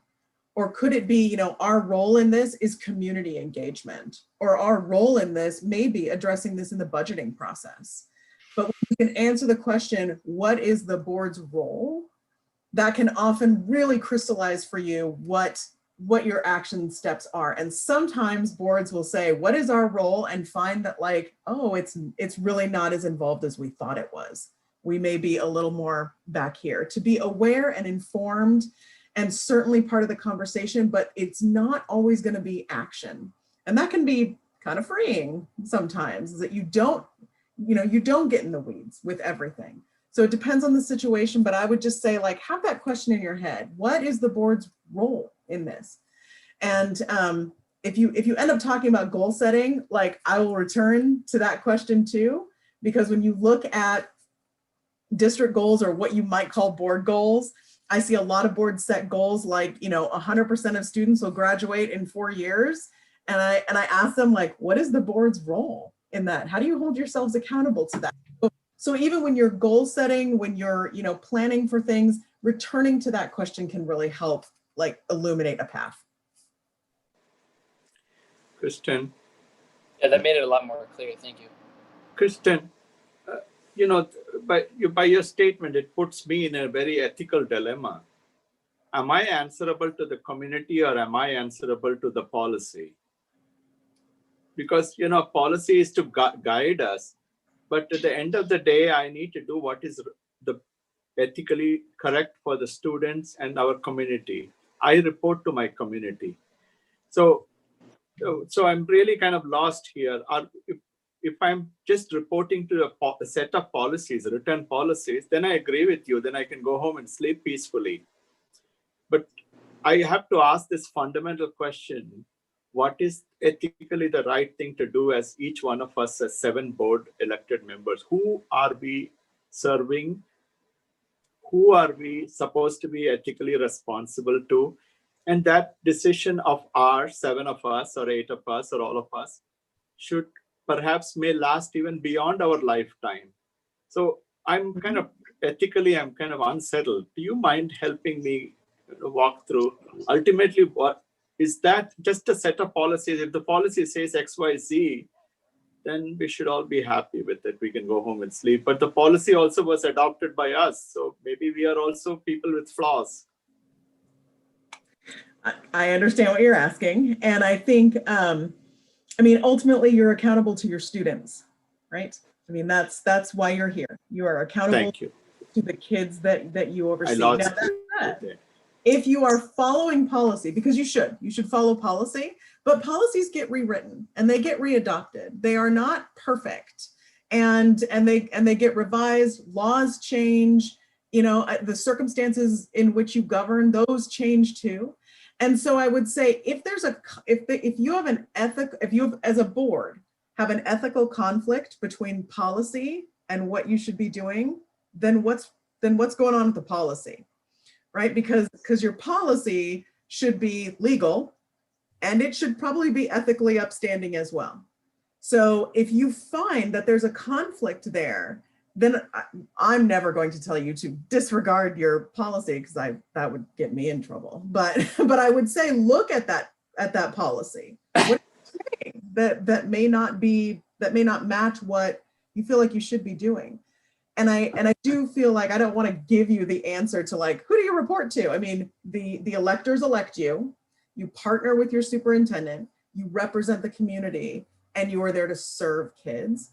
And so each of you has to answer that for yourselves. But while policy is, it should also be reflective of not just law, but ethics as well. Thank you. I'd like to insert myself once more, Mr. Adams, if I might. Please do. So when the board developed policy governance, we always, many years ago, we always knew that there was going to be a push and pull on this very issue. And that the board ultimately has control of the policies, which include the executive limitations that govern the superintendent. And so as long as the superintendent is within the executive limitations, superintendent gets to decide whatever the issue might be. Now, it was always recognized that if the board felt strongly that it wanted to be the one who decides a certain issue, that the board could write an executive limitation to carve out that issue. And the only repercussion was if the board decided to carve out issue number X, whatever X is, that now the board's completely responsible for X. And you can't evaluate the superintendent on X, whatever that might be. And so you have a governance system. When we talk about policies, you have board governance policies, results policies, and executive limitation policies. And it's all part of the whole structure. So if there is an issue that you couldn't sleep over, that you felt strongly should be only a board issue, that currently lives in an executive limitation, the board should have a conversation about whatever that issue is. And that has to be ultimately a board decision. But if it lives in the executive limitation right now, then it's the superintendent's decision. Thank you. Thank you. Can I have a Mr. question. Sharon. Oh, go ahead, Martin. Or I'm sorry. Yeah, Marty, then I have a question too. So, I understand we're a policy board and we've given our superintendent certain authority and whatever. What happens when the board as a whole or the majority of the board don't agree with something that was done? Is that where we carve out things? I mean, I wouldn't want to be carving out little pieces here and there. I think that will get, I don't think that would be a good long range way to go. But how does the board deal with that? Because we're supposed to support our superintendent. And so what if, something were to happen, in the future that we totally didn't agree with? How does a board handle that? So I don't know how this district handles its evaluation cycle, its superintendent evaluation cycle, but OSBA recommends, of course, an annual evaluation, but also 3 check-in meetings throughout the year. If the board is clear in its expectations and that the superintendent does something that is not aligned with those expectations, that should be surfacing in the iterative or the check-ins that you're having with your superintendent. That's a conversation that should be happening between the board and the administration or the administrator. So I would say that because of your policy governance structure and you have vested more latitude to your administrator, that communication, that process of communication of expectations and tracking of progress and performance is even more important than would be in, I would say, a traditional governance structure. So I would say that it would start with communication is where that would be. And then it would probably be, if there needs to be recalibration, where the board says that's not in alignment with our expectations, the superintendent can take that and recalibrate, or there may be a corrective measure that needs to be done there. But I think that that's probably the channel where that needs to happen, is that it's happening through lines of communication that are regularly happening between the superintendent and the board. Kristen, do you have any thoughts there?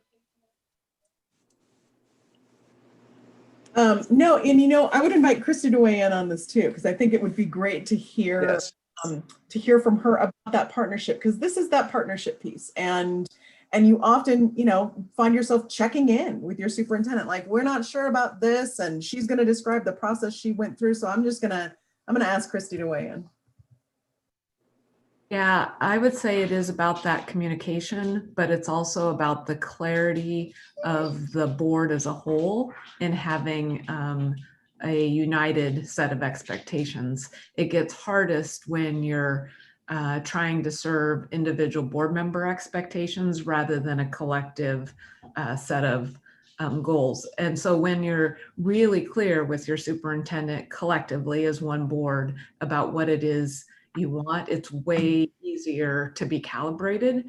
And when you get off a little bit, it's way easier for one or the other to help get each other back on, because that happens on both sides of it, not intentionally, but sometimes you get a little miscalibrated. And so again, your ability to speak as one makes the calibration of the expectations for the superintendent way easier.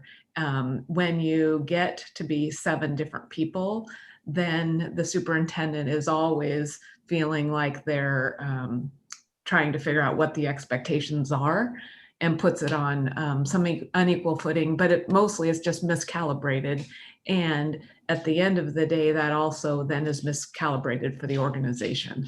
And that's the important part. And as you think about the students in the organization.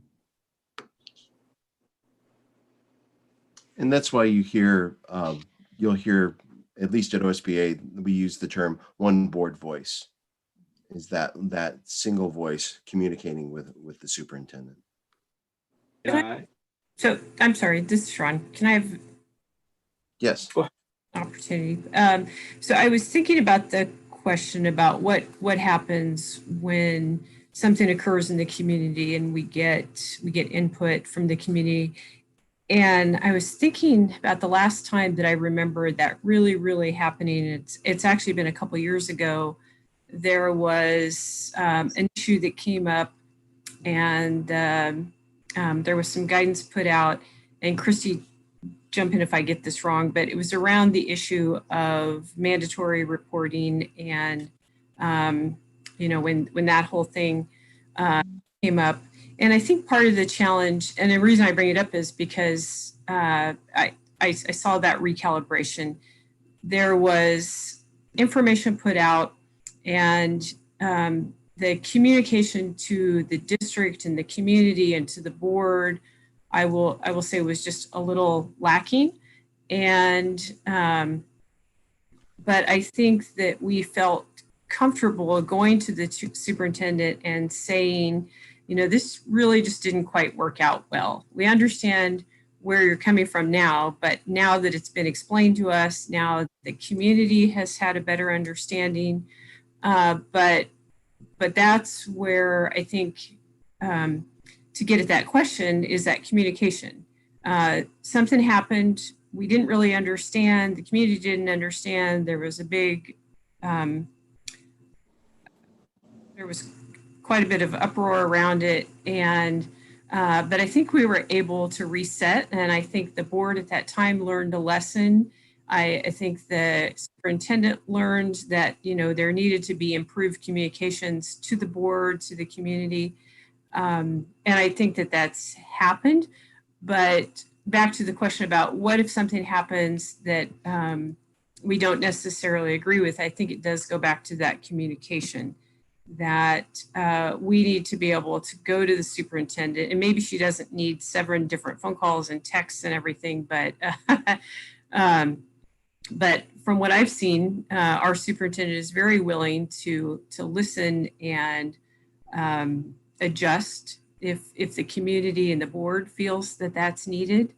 But I think that this kind of goes back, the other point I wanted to make was going back to what is the role of the board, and that obviously is one, but I really want us to think more about,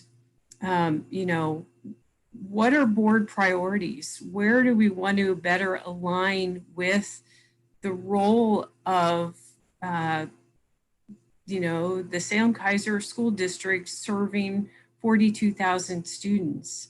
I think, and I know we had this conversation a year ago, and I see that Salam is on the line. We had this conversation with Dr. Noor a year ago, and we're still having the same conversation about what is our role.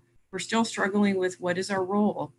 And I think we've had input from OSBA, we've had input from a former superintendent of public education for the state of Oregon. Our role is to help set those expectations based on that feedback that we get from the community about priorities. Our role isn't necessarily to get into the weeds on a day-to-day basis.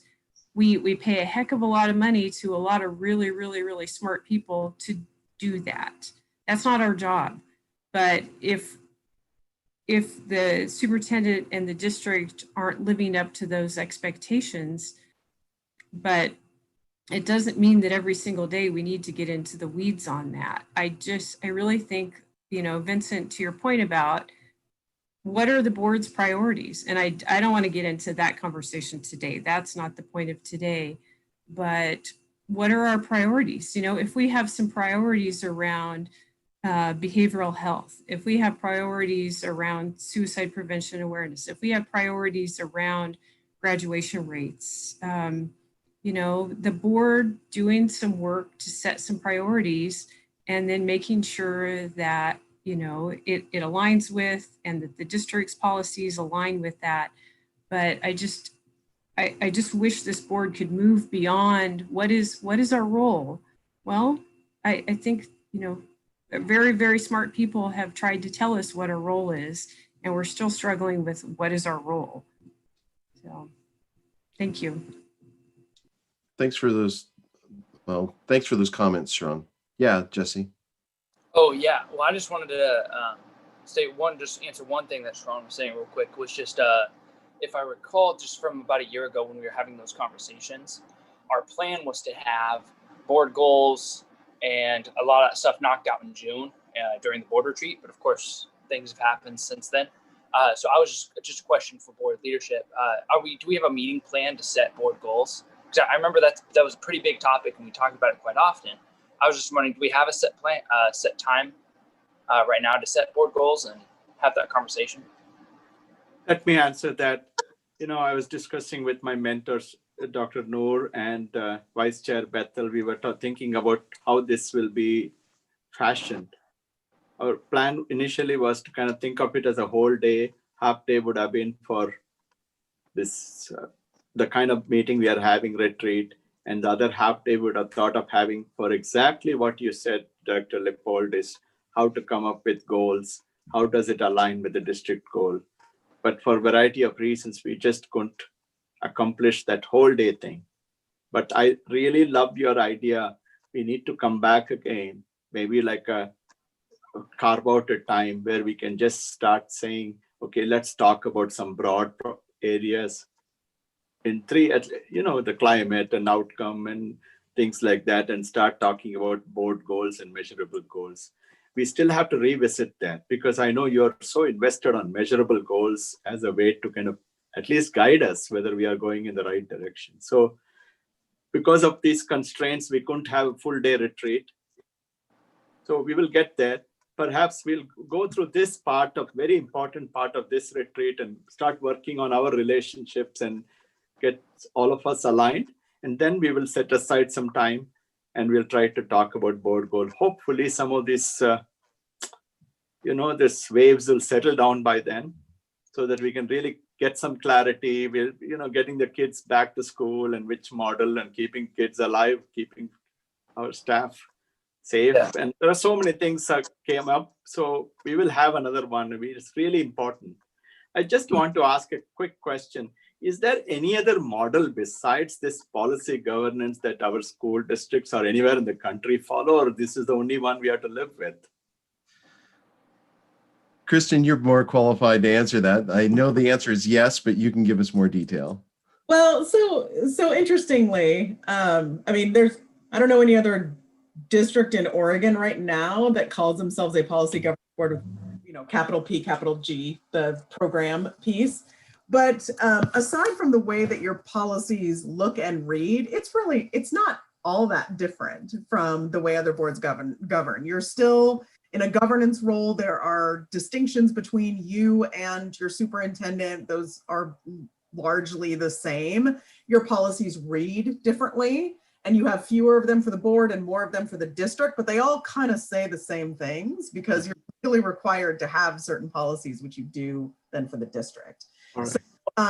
So, I think while the model is different, the outcome is pretty similar in that, you each have your roles and they're not that different. I love Carver. I just love his reading. It's too complex for me to understand half the time because he goes on and on, but get some gist of it. But if there is any other model that we can learn some insight, so that we can, the conditions today are different from what conditions Carver faced during his days.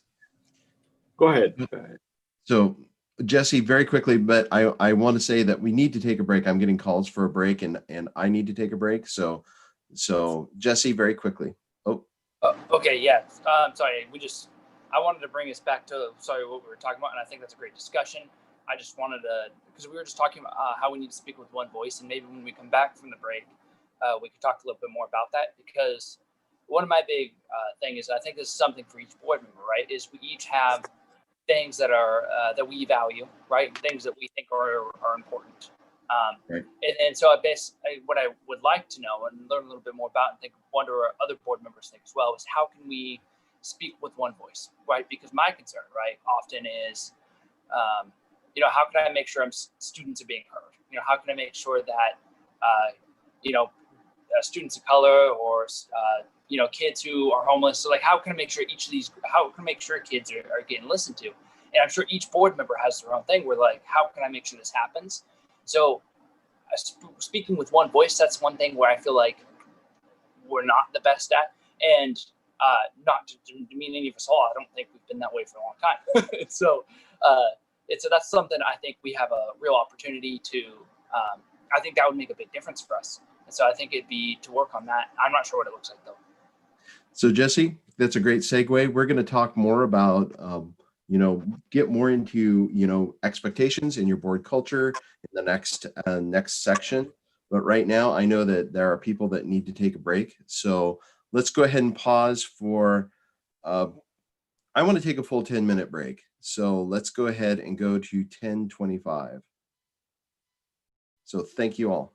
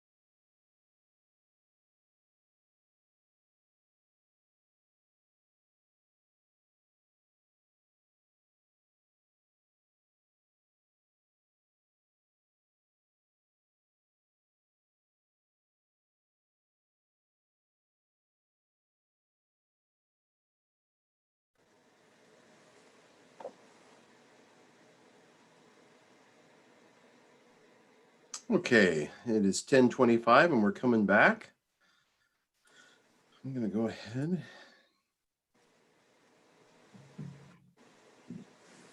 Looks like we've got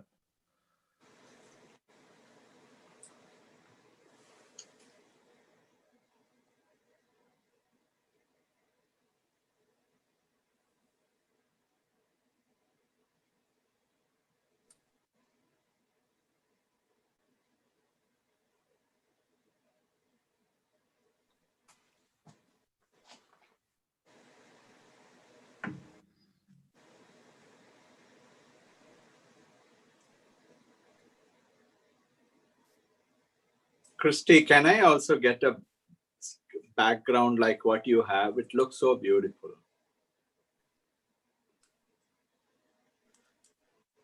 You're muted. There you go. I'll find it and send it to you. Thank you. And you just set it up in your background. So I have to hang it in the background, or is it? Nope, it's a picture. It's a picture, and you just use on when you log into Zoom. Oh, that would be beautiful. It looks so nice. Yeah. You look angelic. That's it. Okay, I think we're waiting on Danielle and Sharon, it looks like. That's the problem with the long break, is that sometimes it's hard to come back. Oh my God, think of our little kids who have to sit in front of the computer and the teacher can't chase them also. Oh my goodness. It's an empathy training I'm for here. board directors. I'm also being a mom Saturday morning, and cartoons don't entertain my kids.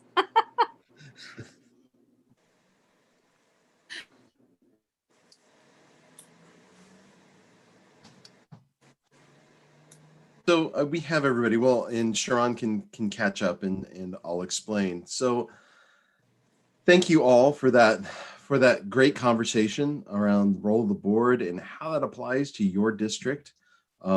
It actually was a really good setup for the next exercise that we're going to do. And really, this is to kind of collect some information from you, try and lift out some information. So I'm going to share my screen.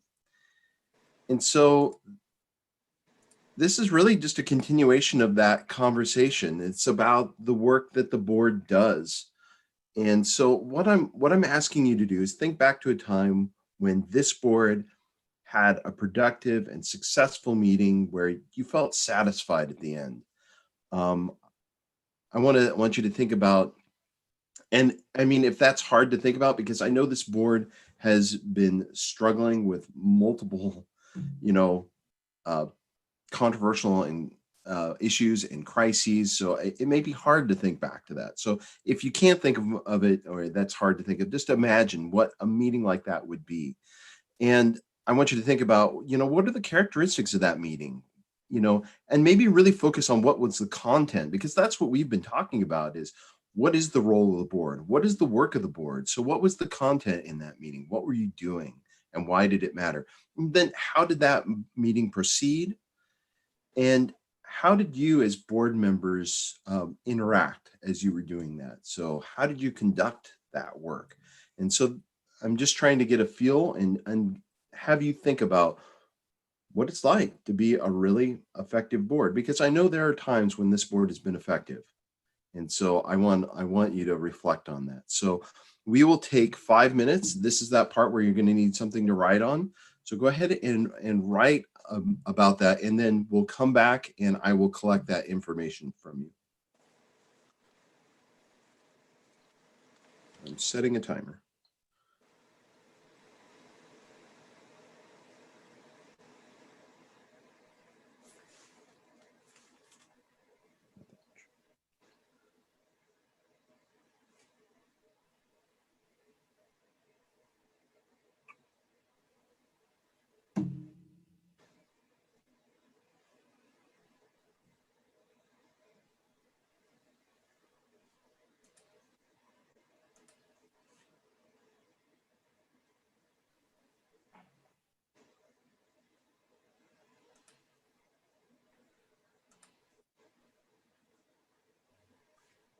And Sharon, are you back? I am. Did you hear the prompt? Did I hear the assignment? Yeah, Yes, thank you. yeah, just making sure. Thank you.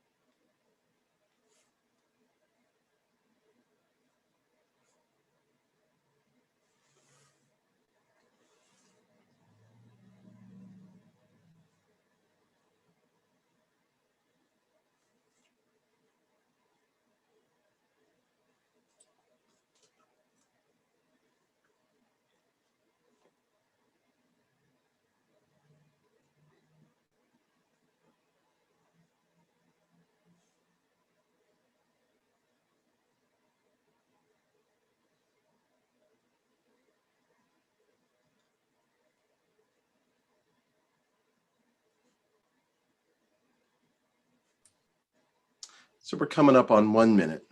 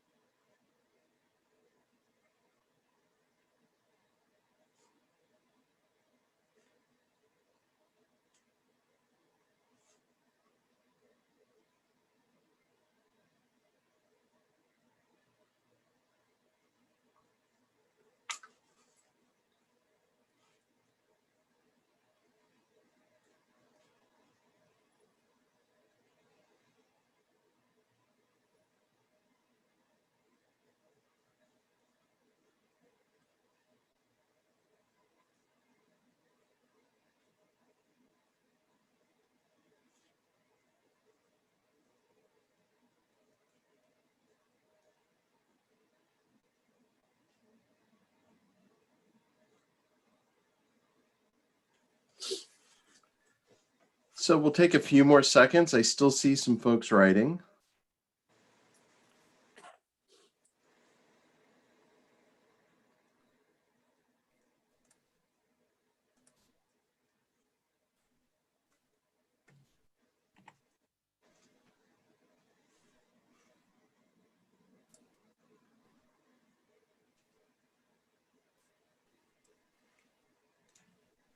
Okay.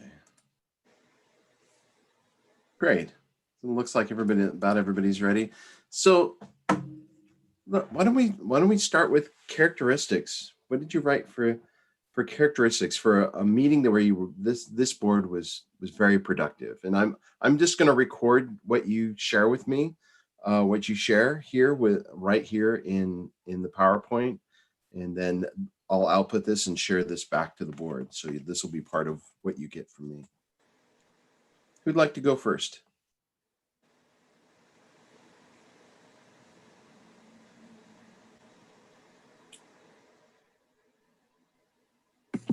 All right, Ron, I can go. Okay, thank you. And I didn't think about it in that context, but so do I just describe it to you and then you can identify what the characteristics were? Sure, go ahead. And I'll okay. Do my very best. Well, and actually the content. So the one that comes to mind for me is and it was a series of board meetings that the board focused its meetings on behavioral health for students. And so the content of the different meetings was in part to help educate board members and the community about what are the behavioral health challenges facing students today and why, and that, it's not just a Salem-Keizer issue, but it was, to me, those were really good board meetings because board members were hearing lots and lots of concerns from parents about what was happening in the schools, whether it was in the kindergarten classroom or whether it was in 11th grade. There was a big focus in the community around behavioral health. But going back to what was really good about those board meetings was, I think our board was in a place where we were willing to be learners. We were willing to listen, and we didn't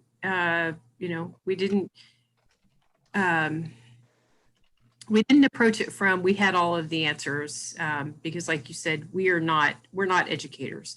But I thought the meetings were very productive because we learned a lot.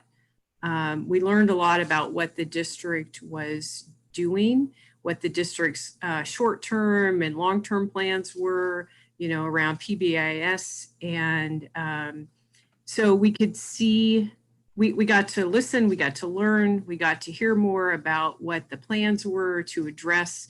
We got a better understanding of what the resources were needed. We learned that, there wasn't a magic wand that the superintendent could wave and just immediately fix social emotional issues. So to me, it was a series of board meetings where we had a focus. And I think that kind of goes back to what are our priorities for a board. So. Great, thank you for that. I want to add one thing to that too. It also led into some decision making within the budget process. And so exactly when it came to the budget time, you already had all the background kind of knowledge.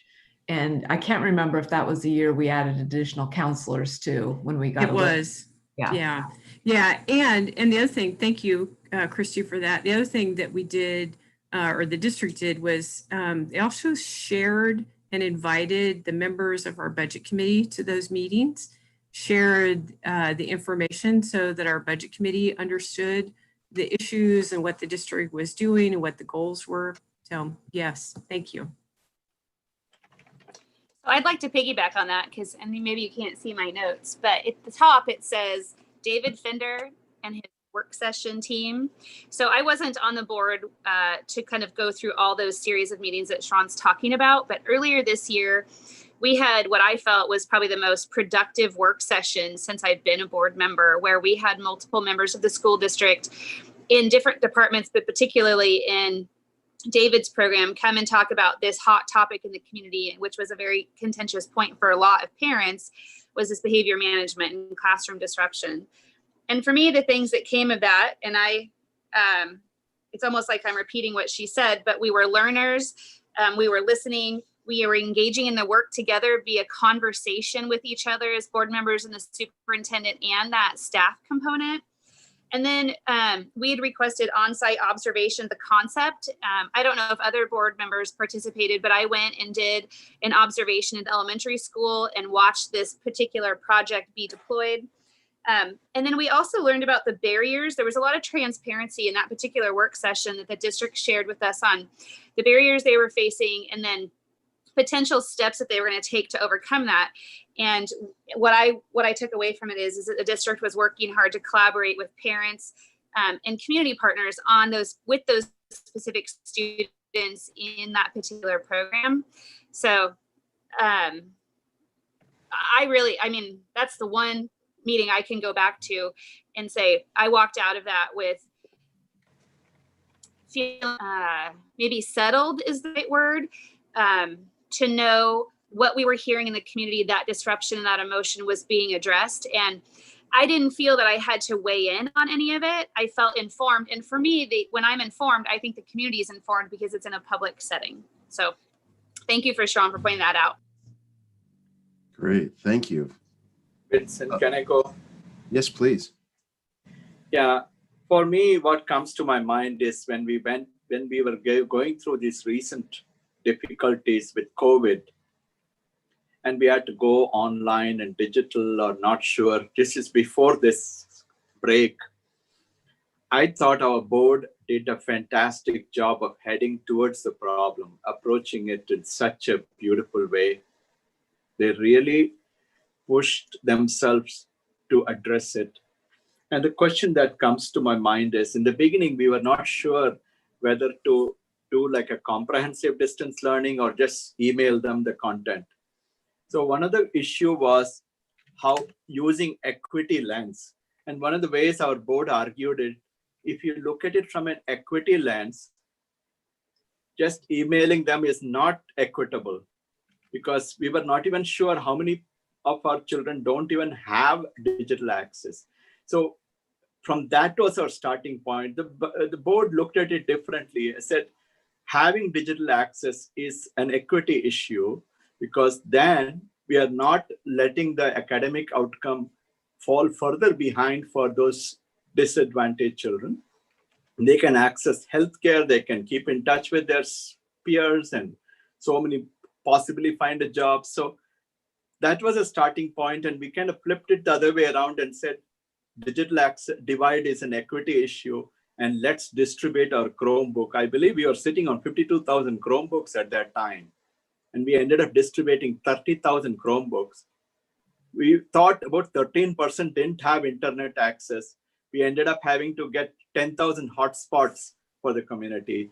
And in a few weeks, close to 122,000 phone calls were made by the teachers, all because we kind of looked at digital access as an equity issue and flipped the whole thing. I thought our board worked very well on that, was very decisive. We took a quick decision, and the district and board were very nicely aligned around this issue.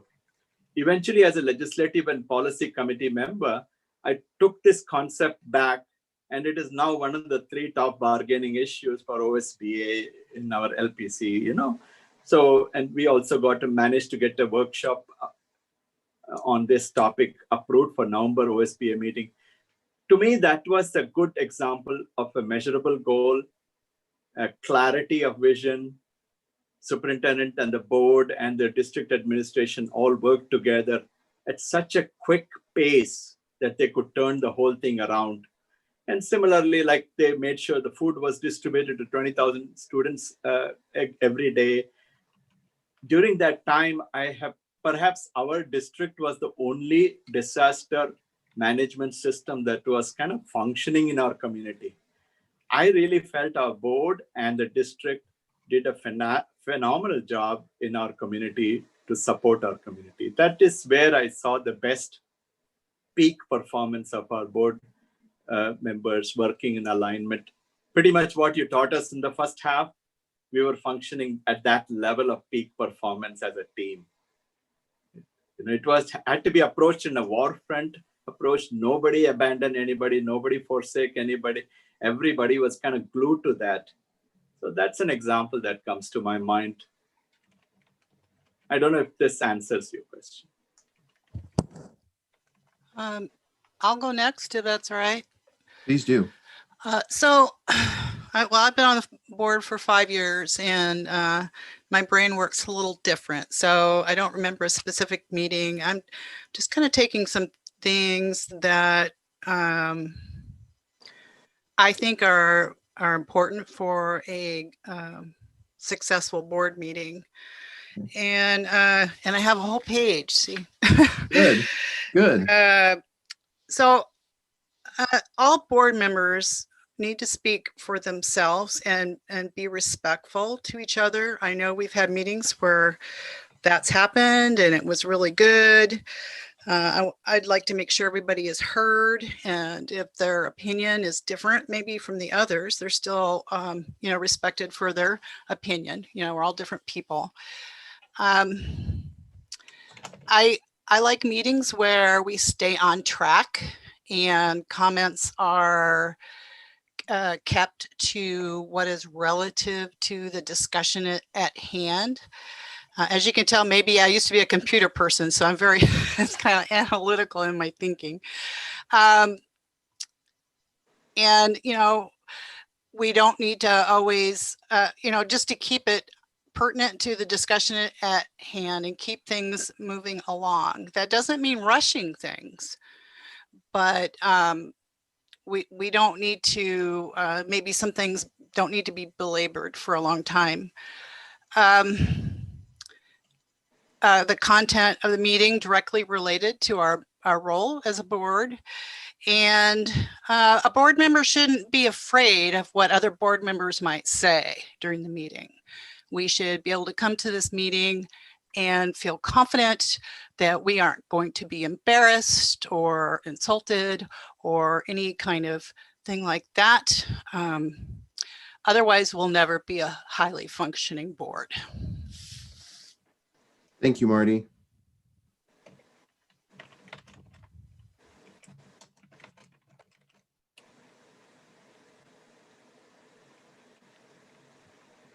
I can go next. It's Paul. I confess, in my 7.5 years on the board, I could not remember one meeting that I left the meeting that was productive and successful and that I felt satisfied about. So I had to, again, like Marty, I had to piece together various things. I did put together characteristics from meetings from other places I was at where I had those feelings, but I can't say as that's happened here. And because I'm not big on repeating what other people have already said, the only things I would add, and they would basically be process, would be the successful meeting. There weren't any side conversations. The decisions made were discussed, and the points made were civil and without hidden agendas. Nobody cried at the meeting, which and it was okay not to share. And I would agree with Danielle and Sharon. It's the best meetings are the ones when you come to learn and listen. And I object to the fact that sometimes when we get materials ahead, they get read to us. I can read for myself, thank you. So that could be part of my dissatisfaction. But so that would tie into being, and a positive way to say that is coming to the meetings prepared with all of the materials having been read.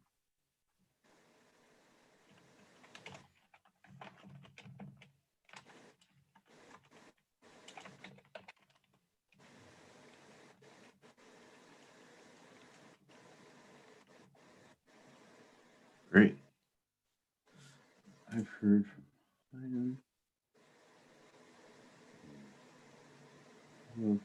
So Jesse or Kathy?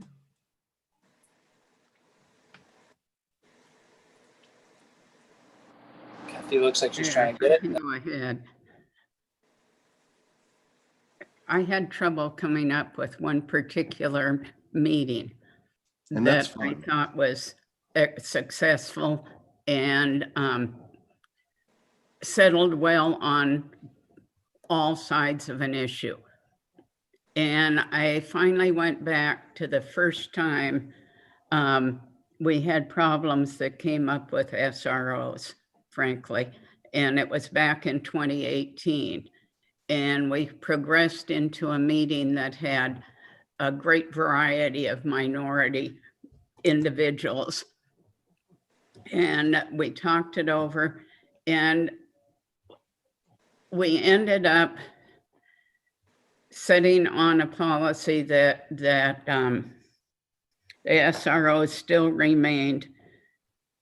We no longer really thought of them in the same way or had the same title to them, but they were still in the schools and they were helping keep kids safe. I think in our board right now, we have a great deal of trouble voting as one voice. And I honestly don't know how to solve that, but it seems to be a burr in the saddle each time. It's difficult. So we have some strong feelings about what will help children and what will not, or what will harm children instead of being the helpful thing we want. And it all comes down, if you're sitting there, I'm not sure how you handle everyone on the board being of one frame of mind and speaking as one. We always have strong individuals on the other side. And I've been on that other side many times, and I have trouble throwing out my opinion or what I feel so strongly about to say I vote for the board. And I know other people on the board have felt the same way. So it would be helpful to me if we talk about how you resolve that one vote in your mind when it truly is not something you feel comfortable living with. So Kathy, if you'll trust me, we're going to have that conversation in just a little bit. Good, I hope so. Was there anything where you felt that there were characteristics or content in a meeting that could go on here that where the board was effective? Well, I know that's what you asked for, but I had trouble coming up with one where I looked around the board and I thought everyone had honestly come to a similar conclusion that we could live with. That's okay. That's fine. Jesse. Yeah, well, I was thinking about it, and I mean, I think that we've had a lot of productive meetings in the meeting, because I don't think we've had much of a problem, except, I mean, I guess recently, but for the most part, I would say in the boardroom, typically we're pretty productive. I mean, is it a 10 out of 10 every time? Probably not. But I would say for the most part, I believe that our board has done a good job in the meeting of being good. A lot of the stuff that I've seen, a lot of times will happen, outside of the meeting, like for example, social media, personal conversations, emails to each other, things like that. But as far as in the meetings go, the last meeting that I felt like, in fact, there may have been times before this, but this is the one that really has stuck out to me. I think it was either in January or it was late last year when we had, it felt very honest. It was very open, people being vulnerable with each other. And it was when we had a bunch of teachers or staff or just community people, but I remember some were teachers, come in that were from different cultural groups. For example, we had, someone there to talk about hey, what is it like being a student, or what's it like being in the Black community in Salem-Keizer, or someone from the LGBTQ community coming to talk about that, and it was it was just really cool because I felt like each of our board members, we sat down, and we got to sit down and have a one-on-one conversation with someone. And as they were telling us from their perspective, what it was like living in not just our community, but also, in our schools. being who they are. And it was really cool because I remember during the meeting, each of our board members would take a moment to reflect, and I would hear each board member talk about, what they thought and their takeaways from it. And so it was just, we didn't do any action items. So as far as like productiveness, we didn't, like, if you're trying to measure it, I guess maybe you can, but what you can do, right, is you can see us seeing each other as people, and we were seeing other people as people. And I think that was a huge takeaway.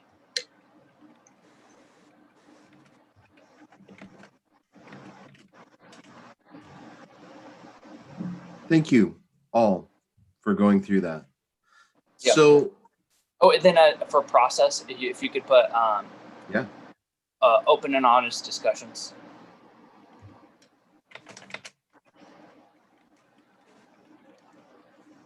happy to do it.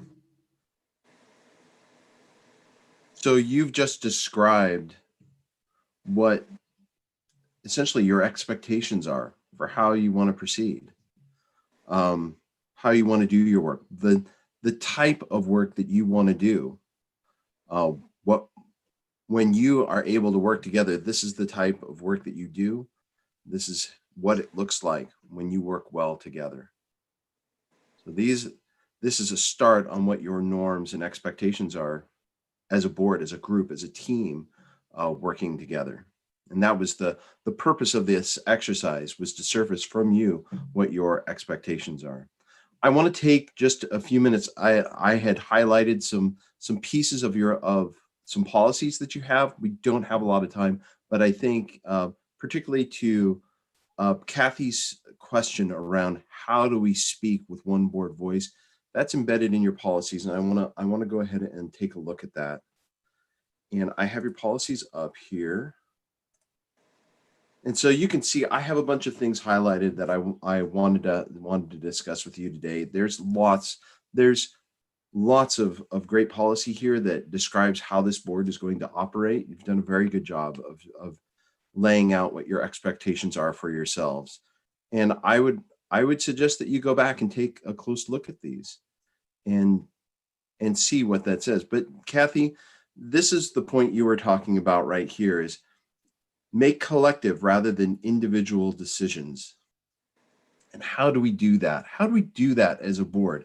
And it's a very relevant question, because the reality is that you're a group of individuals, a group of elected people that cast votes. That's how you make decisions. And so it's not reasonable to expect that you are going to all be in agreement all the time. It's nice to strive for consensus, but the reality is that's not how democracy works. And so to achieve that one board voice, to do that, we have to commit as board members to uphold the will of the board, even when we're in the minority. It's appropriate to dissent. It's important that we don't always agree, because if we all agreed, then it would be an echo chamber. And so it's important that we have dissenting views, and that those dissenting views are appreciated and heard and considered, and we work through that. But ultimately the board has to come to a decision. And when the board as a body makes that choice, it's critically important when you're in the minority to uphold that decision. That is the bedrock of what democracy is. And when we erode, when we speak critically of the decision of the board, when we erode that decision, we break the trust of our fellow board members, and we break the trust with the community, and we break our trust with our staff.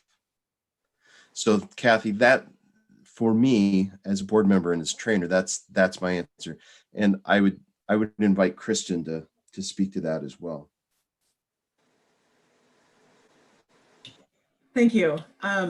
As I sit here and listen to you today, I hear you asking for really specific things. And I think that this helps planning for the work that comes after this, because if today is a one shot, it won't matter. Like this doesn't, it's like when we talk about equity training, right? You don't just go to a workshop and call it good. You embed an equity lens into the work that you do, into what you bring to the board table, et cetera. And so this work that you're engaged in today, starting to surface some issues and focus on how you communicate in your relationship, that this is just the beginning. This needs to be built on and carried forward.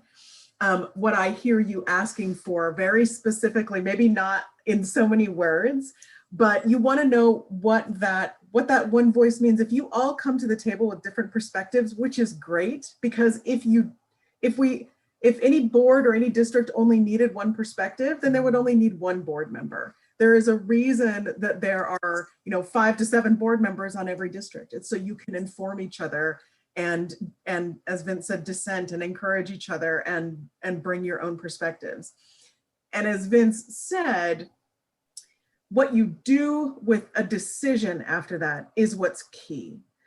If you're in the grocery store and you have been a minority vote on something and somebody asks you how you voted, you can say you voted a certain way. Of course you can. If they had been at the meeting or watched it on Zoom, they would have seen that. There is a difference between, I stated my feelings, they were this, and I voted that way. And then following that up with, but I trust the will of the board. I'm gonna, try to make this initiative successful, and actively undermining that by, like going out into the community and I'm not saying you're doing this, but I have seen boards do this, rallying folks to actively attack the board for a decision. So, you can always disagree. You register your disagreement when you vote, but then what do you do with that? And that's the one voice piece. It's not how you vote at the table. It's what you do collectively afterwards that matters. So, and that's where we need to get to. The issues that underlie that are usually about trust. And when people say communication, they're usually talking about trust. I sense that there is respect on this board for each other. But I think that that you're getting at other issues about trust and about your standing on the board. Like, how do others see me? Is my perspective important? Am I allowed to voice that? And doing that in a way that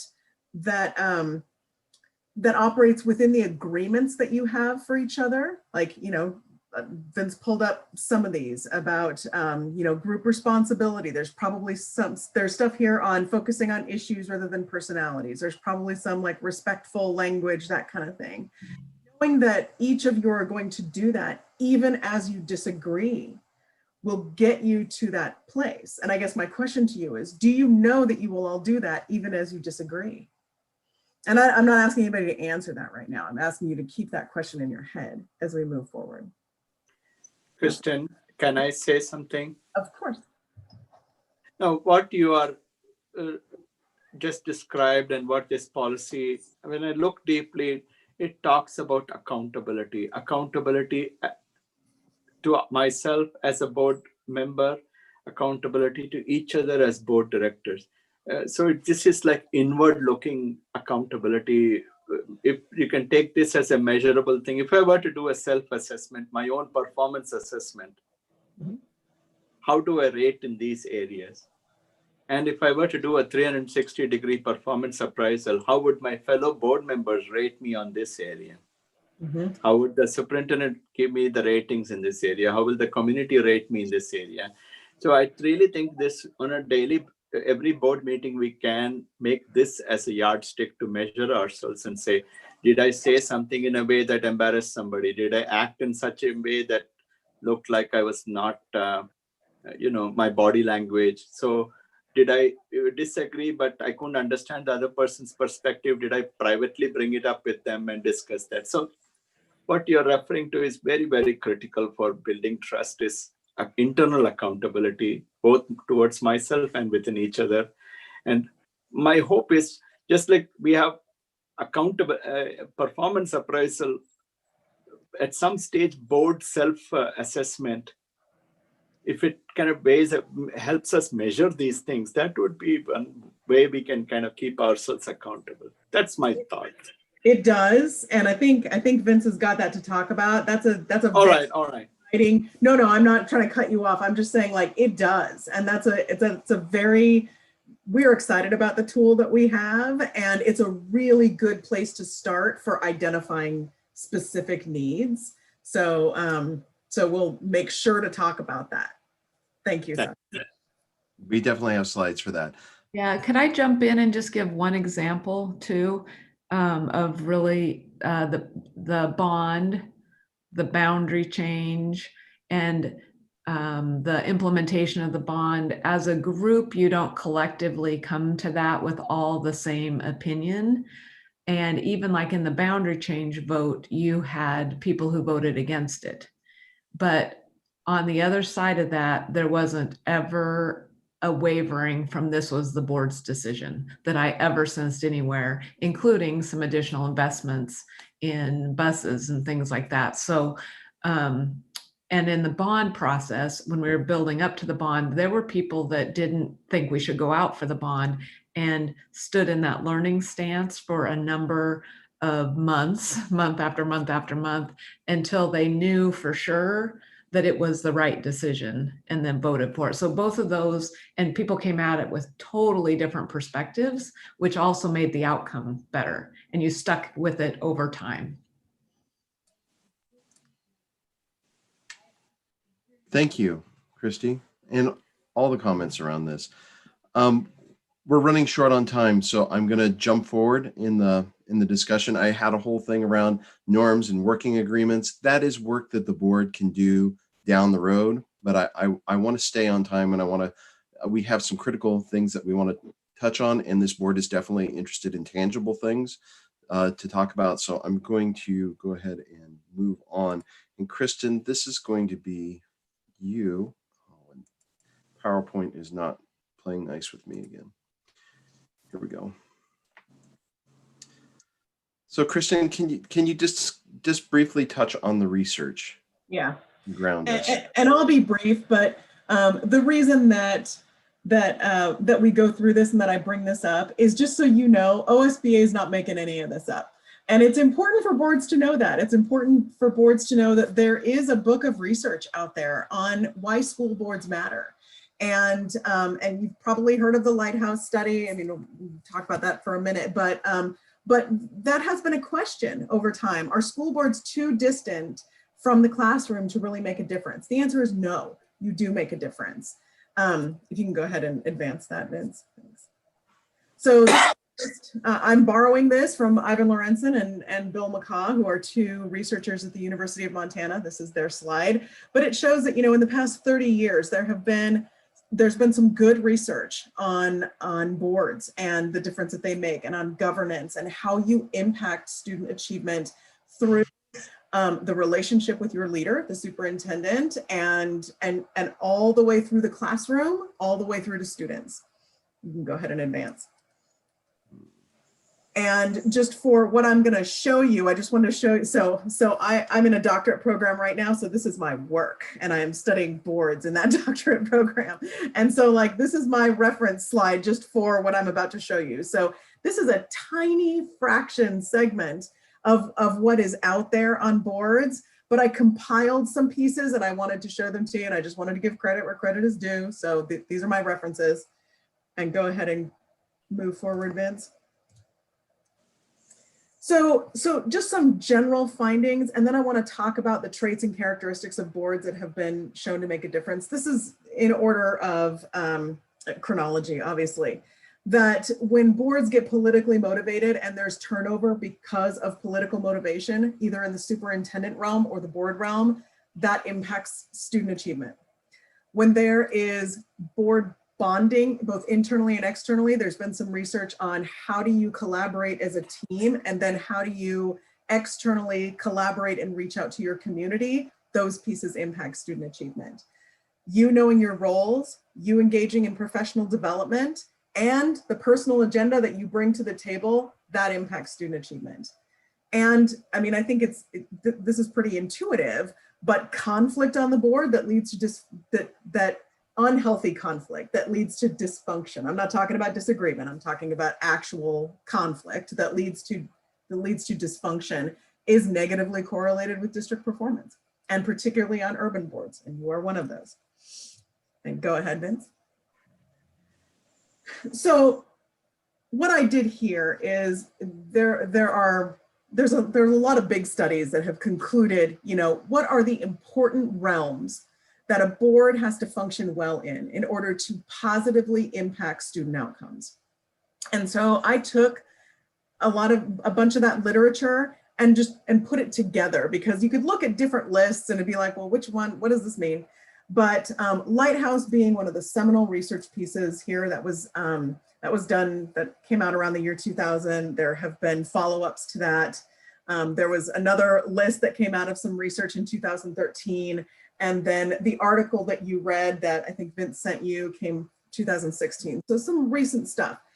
But really the areas that are shown, if boards do well in these areas and focus on their improvement and operations in these areas, they positively impact student outcomes.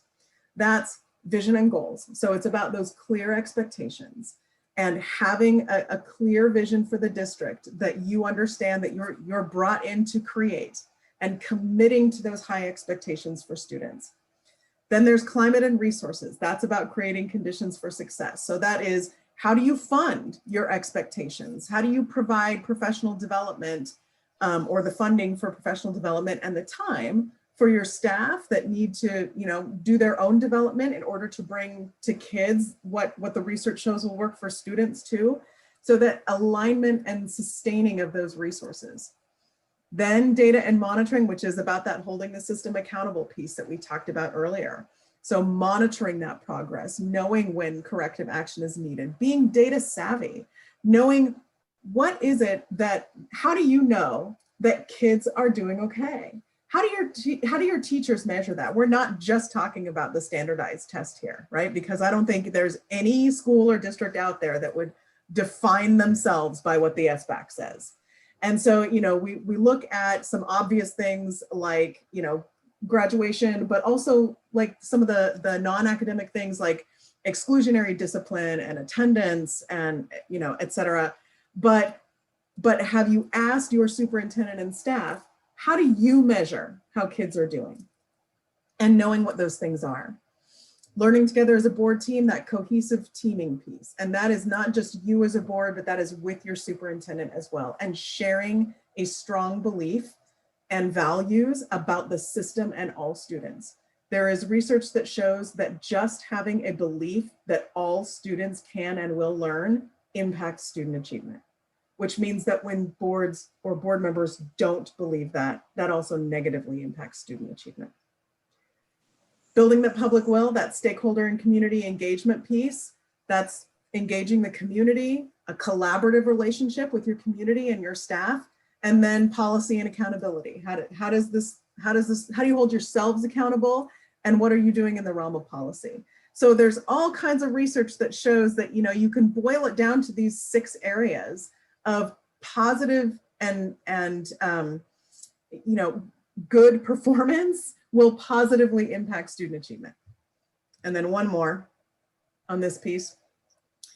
And I don't like to focus on the negative, but it's important to also know, so what are the characteristics of low performing boards too? And there are a couple of lines of research on this that just in recent years that I wanted to bring up that I didn't put into the same kind of table, but what does it look like when a board is performing in a way that might negatively impact the system? So that's disorderly meetings, not sticking to board roles and spending less time talking about student achievement, lack of respect, less meaningful engagement, less reliance on the superintendent. So when boards put their superintendent aside and do not see that person as their organizational and academic leader, that can negatively impact students. And less focus on policy, a vague awareness of what's going on in the system. And then here are some things, and I'll bundle all these into one.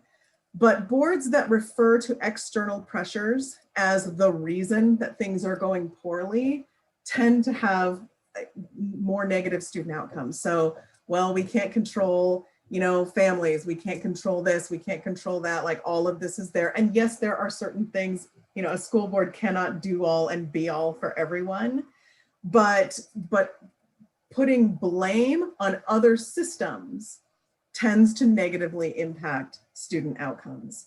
And then we know this about about laws too. Like we always say, like laws are made by anecdotes. So when board members legislate and govern through anecdote and their own personal experiences instead of thinking system-wide, that also tends to negatively impact students. So I just wanted to give you a brief history. If you ever want to talk research about school boards, I'm your person. Give me a call. But I just wanted to give you that brief overview to show you that when we talk to you about, you know, certain characteristics and behaviors and things that we recommend that you do, it is coming from this place of the evidence shows how you can positively impact students, which is why you are all here. So I'll hand it back over to Vince. Thank you so much, Kristen. One of the things that I really appreciate about this content is it really illustrates how the 5 roles of the board and that idea is really just the entry point, and that as we grow as board members and as cohesive board teams, we can move higher in higher order thinking around the work that we do. And so there's plenty of support around that, and I'm on that continuum as well. So we're always in a state of learning, and pursuant to that, in your policy BG7, you have item 6 says the board will monitor its process and performance on an annual basis.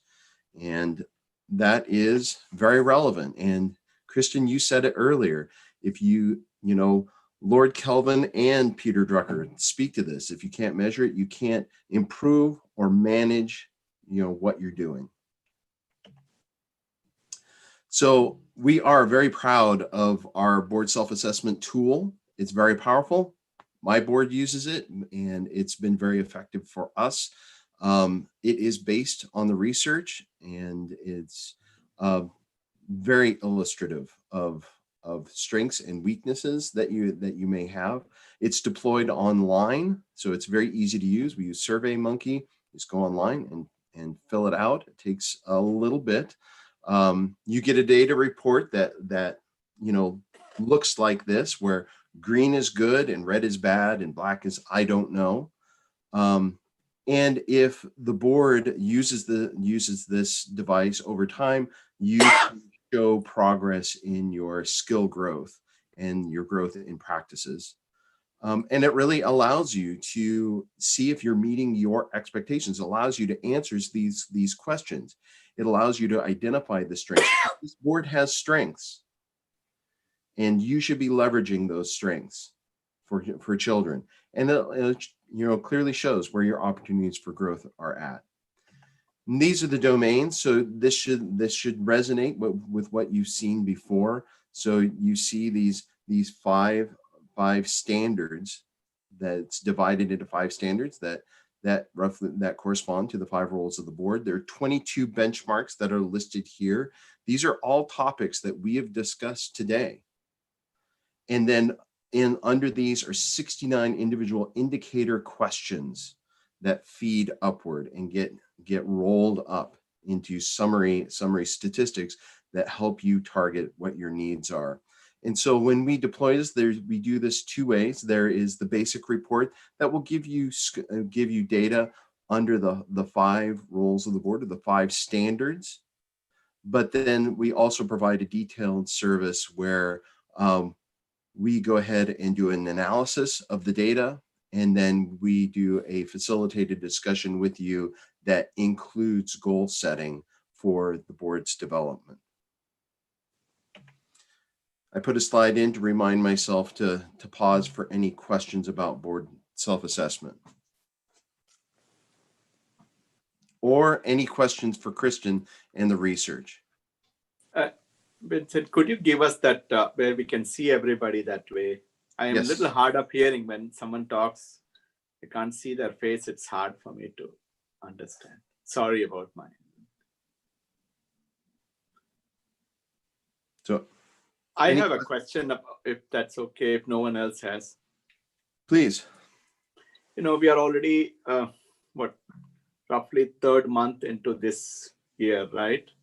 Mhm. What are your thoughts of doing a baseline board self-assessment now and perhaps just before the next year turn over, so that at least we have some direction to go with? Would that be something like that you would recommend? Yes. Or will it And- cost and us I a have a lot s- of money if we do it more than once? So if we want to talk money, it's $500 is the Each person, each of us? no. Okay, One okay. time.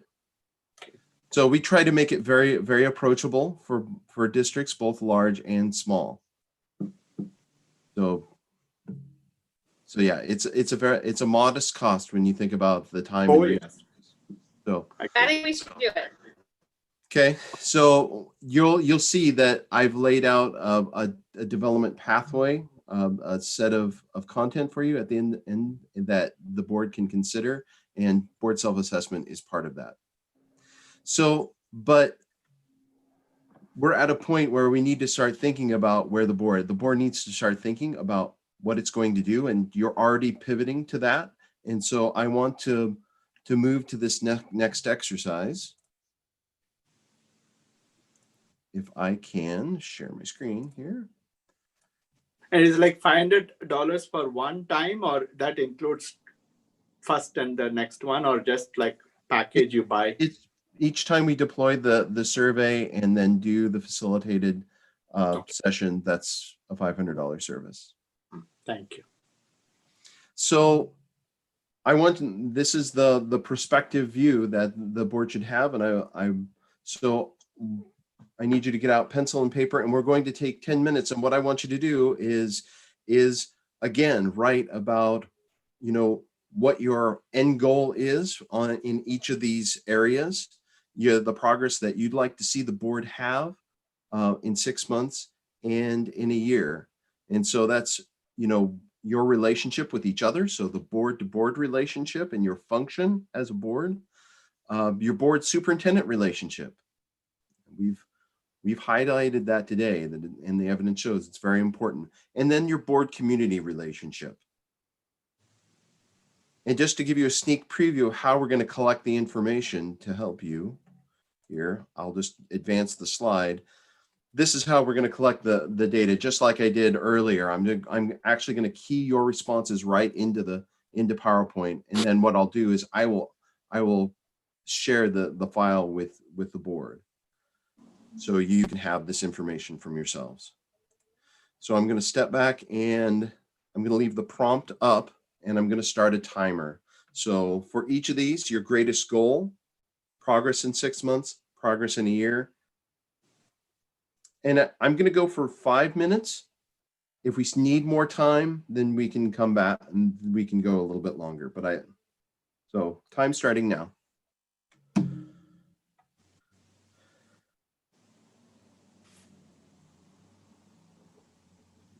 Stop.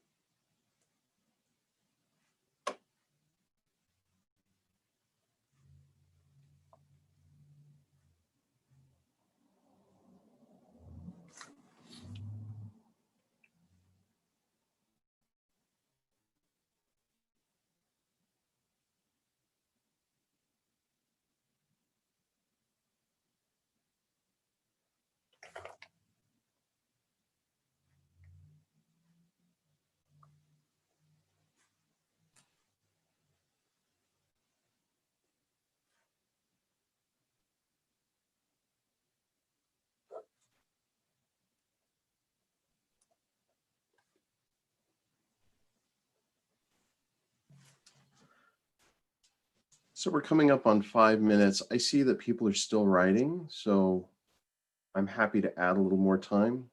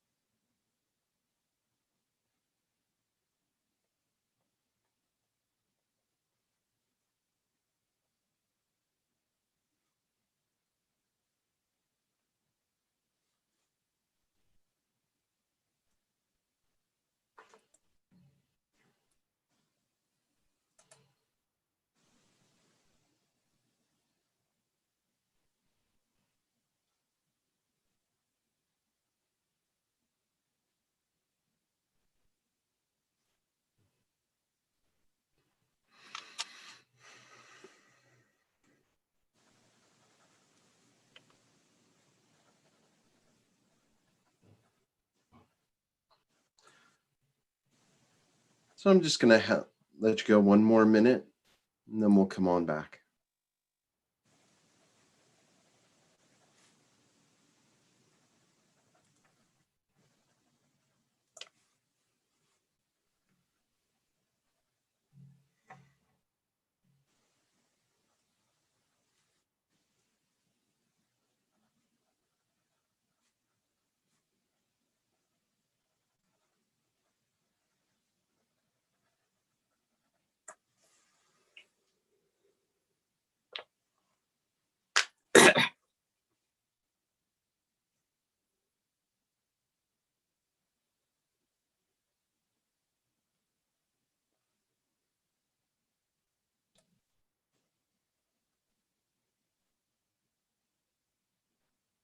Just a few more seconds.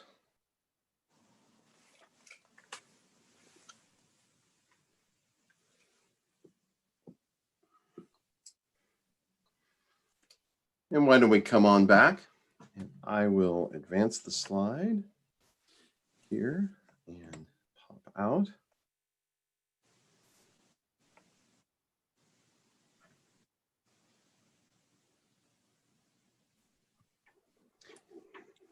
So who would like to share first? I will. So this is the relationship within the board. Greatest hope. Okay, that we would be respectful towards one another.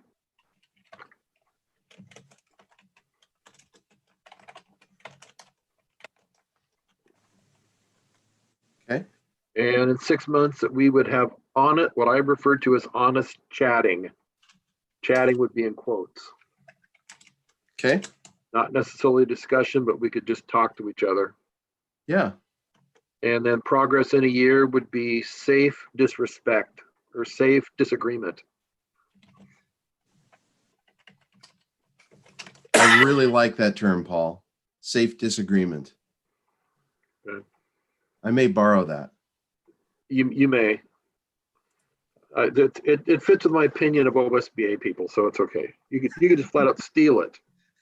Okay. Forget what I used to do. So you want the yeah, are we do the soup next, or are we gonna do them different? Why don't we just stay?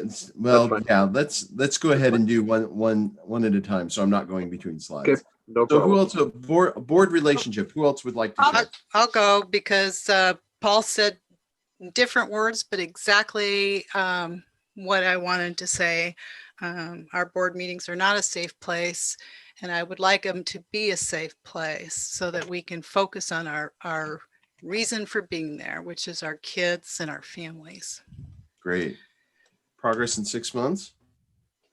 I think Paul's idea of honest chatting is good. You know, if we can talk to one another, see each other as people, not somebody to poke fun at or whatever, then I think that would be a good thing.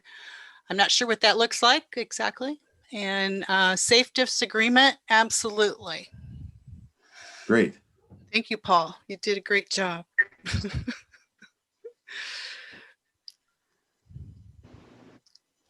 Okay, I'll go. Thank The you, big Jesse. one I would say is, well, I put two of them. Are we supposed to just have one? No, you can have multiple goals. That's fine. Okay, one of them was one voice. Is that your kind of greatest? That seems like a final goal or an end state. Is that true? Well, I mean, we could start that tomorrow, but I think making sure that we're always, it's kind of like being respectful. Like, you can be respectful today. It's just, it's something that takes, time to get there. And the next one I would say would be, actually, no, this would be like progress in 6 months. I would say like transparency with each other, which I guess could go under honest, but, and then making decisions as a board, as a unit instead of individually. Under the 6 months, and then under 6 months, I put open discussions about hard topics. So like it's really easy for us to have vague conversations about vague, non-existent things, but to actually talk about what the issue is, I think is something that would be healthy for us to have. So yeah, that final goal, what you said previously, making decisions I didn't capture that. Oh, as a board, I put that under 6 months because that goes under one board voice. Okay.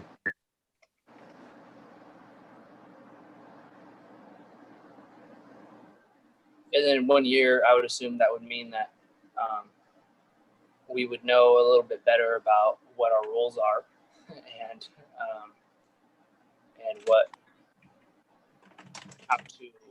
how to respond and act with each other. I don't know how to put that. Yeah.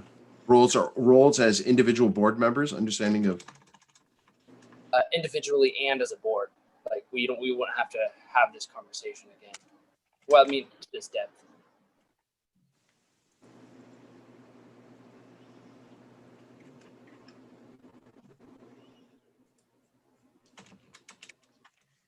butchering this, but stay with me.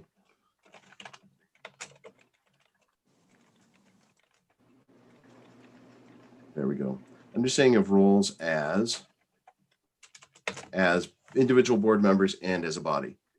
Does that capture it? Awesome. Thank you. Who would like to go next? I'll go. So for the board function, I'd like to have established clear priorities, goals, and procedures.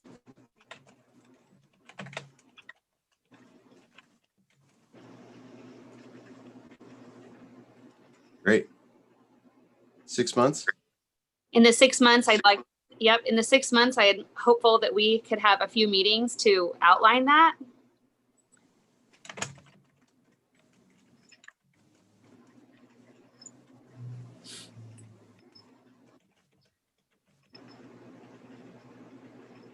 Yep. And then in a year, I hope that we're implementing those things.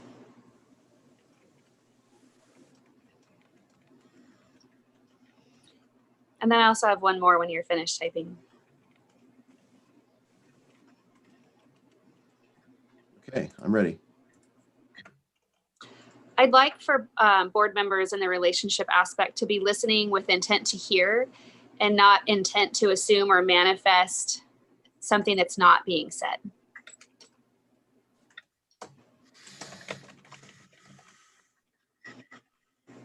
Okay. So in the 6 months, I'm hopeful for relationship building that establishes an understanding of each other.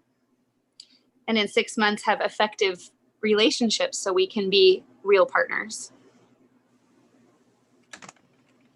And that's in a year? Yeah. I mean, I feel like we could probably do this all much sooner, but there's a lot going on in the world. It's important to set realistic expectations. And I'm sorry, your words on that last one just left my head. Have relationships that that are real, like honest. Have honest relationships. How's that? Great. Who else? Can I So go? this is, Oh, sorry, Huh? Director Blasi, go ahead, please. oh, no, go ahead. Can I? Yeah, my goal for each other would be we should learn to, eventual goal is to learn to quit, learn to appreciate humanity within each other without forgetting that, because we're all here for a good reason, and quit saying bad things or indicating that way or dehumanizing, especially with everything going on in the community. It's very hard, but it is necessary to stay focused on that. Satya, in 6 months? Sorry. In 6 months, we should really feel comfortable to have courageous conversation amongst each other about contentious issues and listen to each other and let each one of us tell their own story rather than us kind of assuming the story of others. And in a year, how can we be mindful of how we communicate to each other and how words we use so that it does not erode the trust of the public or community towards public institutions. Because ultimately it's about serving the community, students in the community, and our students have to have trust in our public institution. Mhm. Go ahead, sorry. Great. Okay. So Kathy or Sharon?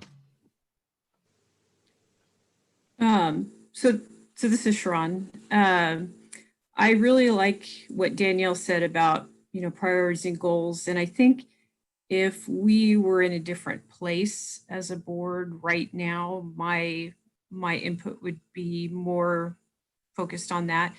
But I do think right now we're in a very challenging place as a board.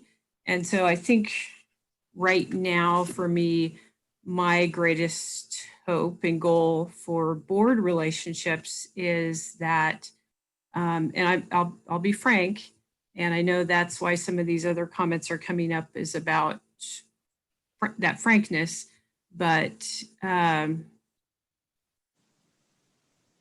my hope is that board members would recognize that their words and their actions reflect the board in the district, and and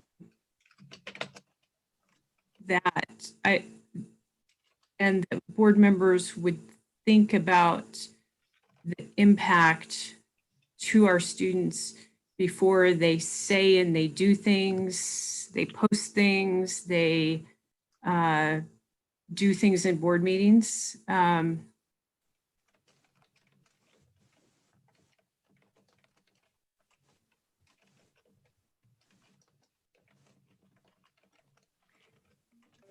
And I think the progress in 6 months is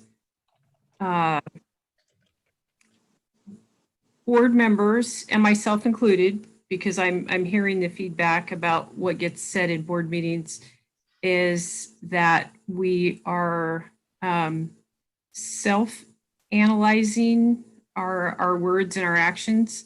But I would also say that when we don't, that board leadership or board members have a responsibility or a space to provide feedback. I don't know if that's very coherent, but I guess the 6 month part would be that we each become more mindful. What's that? I think the space to have that feedback is not present. I think it doesn't necessarily always need to happen in the boardroom. And so how do we get there? Maybe you want it to be, but I just want you to know that I agree, even though I don't know how to word it or create it either. Yeah. I think, so the progress in 6 months would be the space to have those conversations if we're feeling as though individual board board members are not behaving in a way that we would like collectively to be reflected. So that sixth of progress would be creating that space to have the conversations so it doesn't get to the point where it has to happen in the boardroom because there isn't a space to do that.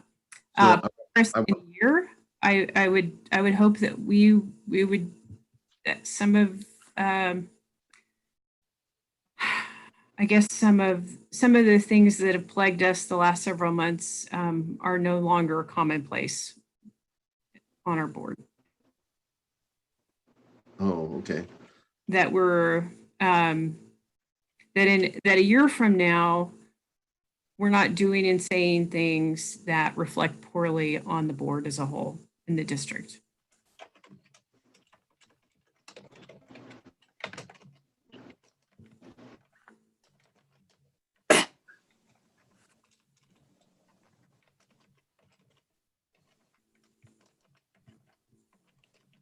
So, Sharon, I want to check in and just make sure that I've captured this authentically. So this first one is members recognize that their discourse represents the board and the district and has impacts on children in the district and the community. Does that capture what your sentiment? Yes, that's good. Thank you. And then in 6 months that there is space for feedback between board members. So you're able to have those corrective conversations. Yes. And then that members, and then in a year that members aren't saying things that reflect negatively on the board and the institution. Correct. Got it. Thank you.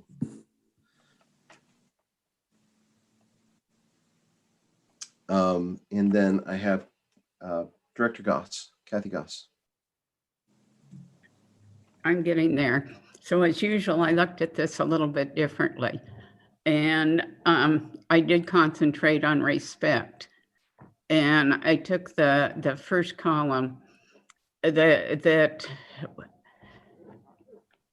we show respect for each other about half the time. And that's lower than it allows on a functioning board. It's just unacceptable. And my thoughts on the second column is if we concentrated on that particular thing, we should easily be able to get it up to at least 75% of the time, bearing in mind that occasionally there'll be slips because we haven't made that a rule or made that a solid accomplishment. And progress in the year, that isn't a difficult thing to get to respect each other. And by the end of the year, I would hope that we could uphold that 100% of the time. And we wouldn't be dealing in a disrespectful manner. Got it. I can.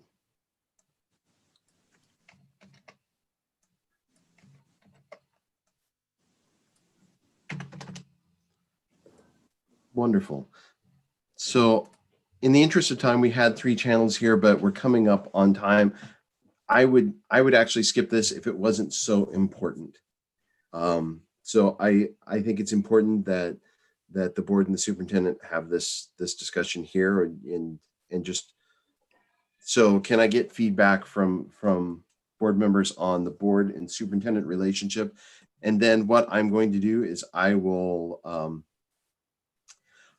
ask you, I will reach out to each of you and you can send me your input on these and I will populate it in this and then send it back out to the board because we're coming up on time. But for now, let's focus on the board superintendent relationship. Who would like to go first?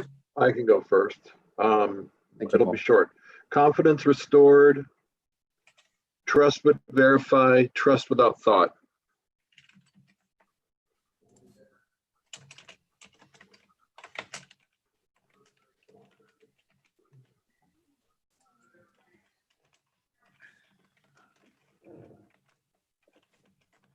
Great. Thank you, Paul. Who would like to go next? I'll go next.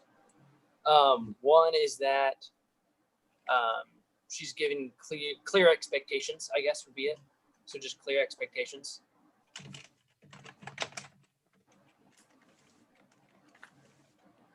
And Got it. then, well, for her to us, that goes both ways. Clear. Oh, okay. Yeah. I will. There you go. And then in 6 months, I would put like check-ins, like you were saying, either quarterly or I don't know what we would do, but check-ins so that way we have clear expectations of what she wants from us, of what we could do to support, and then she has clear expectations of what we as a board want from her in the district. Awesome. In a year? And then in a year, I would say, I didn't really put in for a year on that one yet, but it would be, I guess, trust would be what is given then. That's Or fine. actually transparency, I think, would be it between the two. Great. Wonderful. Okay, who would like to go next? I can go, Vince. Thank you, Satya. Yeah, so the ultimate goal would be, the goal and hope is alignment of vision.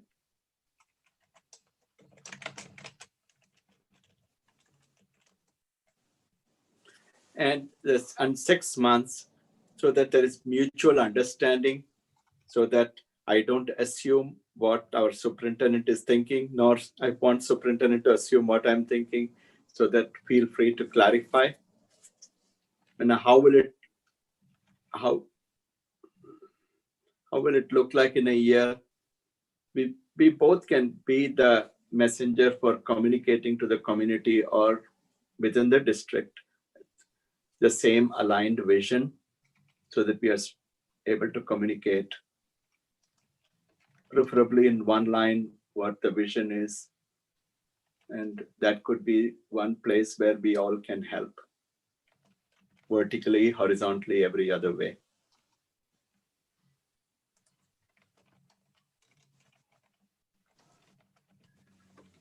Does that capture it? Aligned communication of vision with the community and district? Yeah, with the community and district, so that we all are pushing the car in the same direction, in other words. Exactly. All right. Who's next? Hey, can you get rid of transparency? I think that is not what I was intending to say, but what I was intending to say is kind of in between what Paul and Satya said, so there's no need for it. I can just omit it. I mean, if you don't have anything, if it doesn't fit in there, that's fine. There's no obligation to. Well, it's between the two. They already kind of said it. So Yeah. And you saw I was putting asterisks on the other page. I can do that as well. So if you're seeing something that resonates with what you're seeing, I'm happy to put asterisks on that to indicate that there's broader support for it. Who else would like I'd like to go. Can you hear me? Yes, I can hear you. Okay, my computer frozen, so all I see is, well, myself. So for a year, and I don't exactly know how to put this short and brief, so I'm just going to say what I've heard and then maybe help me. I've heard the superintendent share a lot that basically Pepper is 7, and we need to figure out how to do this 1. And I believe it's more leadership to 1 on 1 relationship from the board to her. And so what I wrote is to the superintendent, but Danielle? to figure out. We can't hear Danielle. Danielle, I'm sorry. I can't hear what you're saying. It sounds like you're having connectivity issues.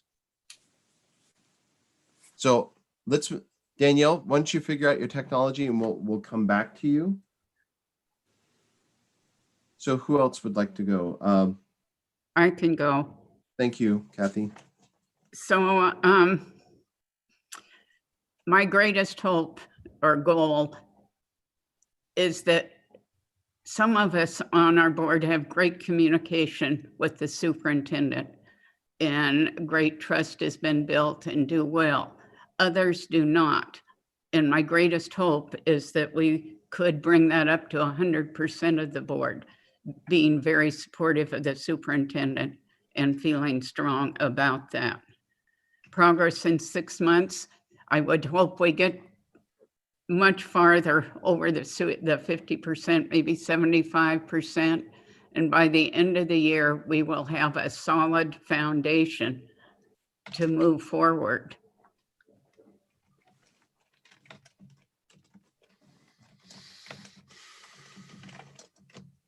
Mm.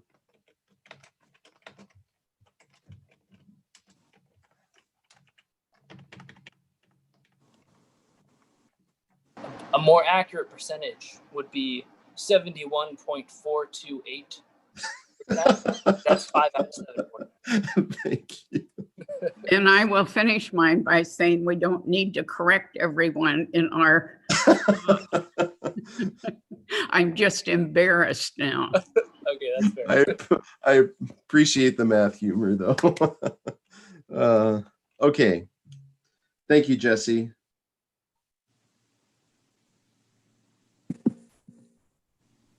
And we heard from Marty. No, you didn't. I didn't. I'm sorry. No, I'm getting mixed up. This is the I raised problem. my hand a few times, but I know you can't see everybody. I can't see you because I'm sharing screen. Go ahead. Yeah, so I don't have the 3 different areas like a lot of people do, but And that is fine. no surprises in the boardroom. And the other thing is when the district takes a stance on something controversial, I think it would be good to have a conversation with the board, because we are kind of, I'm trying to think of the words. It's not like we're the first line of defense, but when something controversial, if there's a controversial stance taken by the district, we're the ones that get,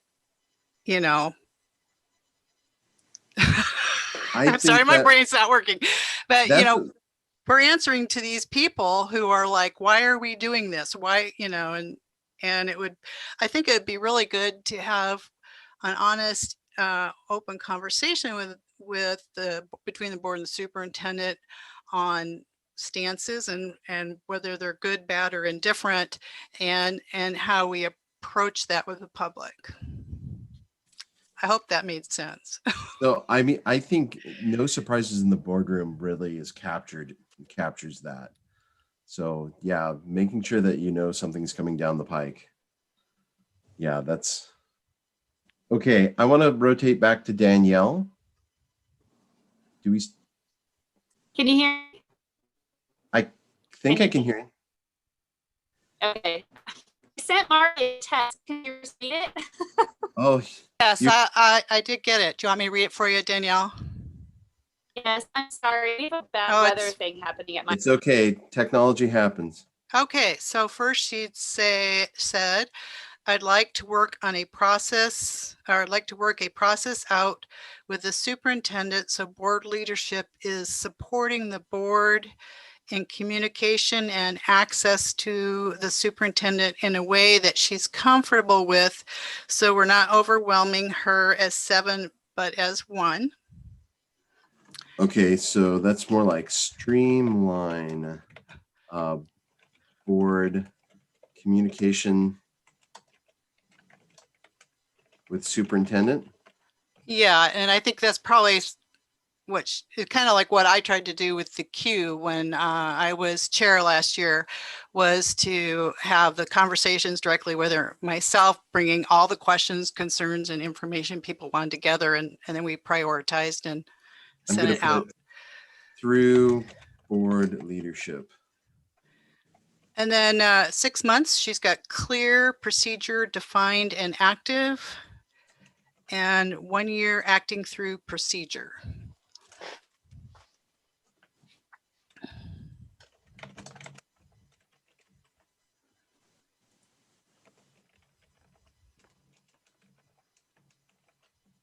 Board suit procedure. Oh my goodness.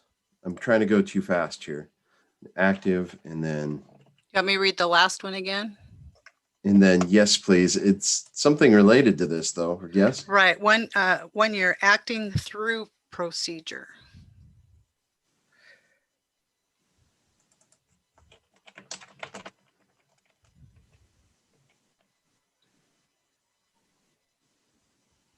Got it.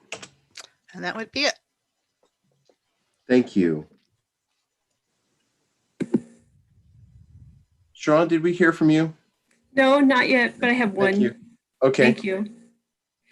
And I think it kind of goes to what Danielle was saying about the superintendent being inundated with 7 voices. I think mine, though, is the goal with the board and the superintendent relationship is that the board develops a better understanding and listens to the superintendent when she tells us that she, and I'm sorry, you may have to paraphrase this, but she has a lot on her plate and she needs our help in keeping her work focused on the work that needs to be done. And again, this one is kind of situational in our point in time in the world. So the board helps the superintendent stay focused on the work that she needs to do by not being a distraction to the superintendent.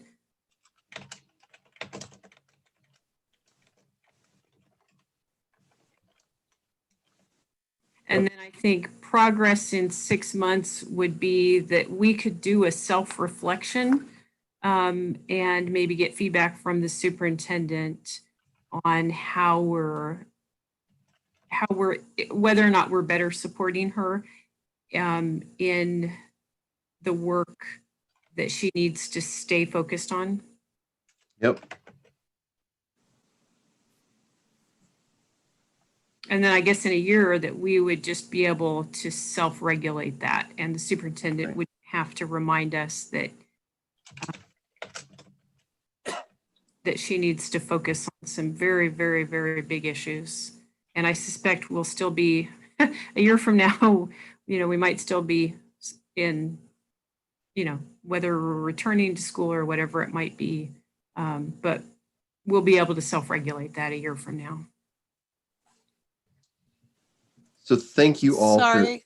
for, yeah. Sorry to interrupt. I have to go now. I apologize, and hopefully you can continue if you have more to do. I'm sorry, we are over time. So with that, thank you for your patience. I'm going to move on to this next slide, which is the pathway that recommended pathway. As I thought about potential development needs for the Salem-Keizer board, I thought of products that we have at OSBA that would support you in your growth. And so I laid out this diagram. So on the 9th next month, you will be engaging in a training with Dr. Bryant Marks, which is, I've seen him speak a few times, and he's very good. And I'm glad, I just feel privileged that I will be able to be in that session. So I think that will be a great place to start around the board engaging with equity and implicit bias. As Satya suggested, starting with a board self-assessment straight away. And I would say that I think this is probably the first step that this board needs to do. The work that you have done today will scaffold that. And so you'll be able to engage with that survey very effectively and get some really good information. There would be, I'm assuming that we would do a facilitated discussion around that if we were to do it. And then create some board development goals. Where do you want to grow? And what are the strengths that this board has that we can leverage? I would suggest that this board consider taking up operating agreements. You have some internal conflict and so a little bit of friction. So it would be nice to have an operating agreement. Operating agreements illuminate and expand on what's in policy. And it also allows you to focus on your areas of need. And so it's a document that you could have at hand and use to guide your operations and your behavior.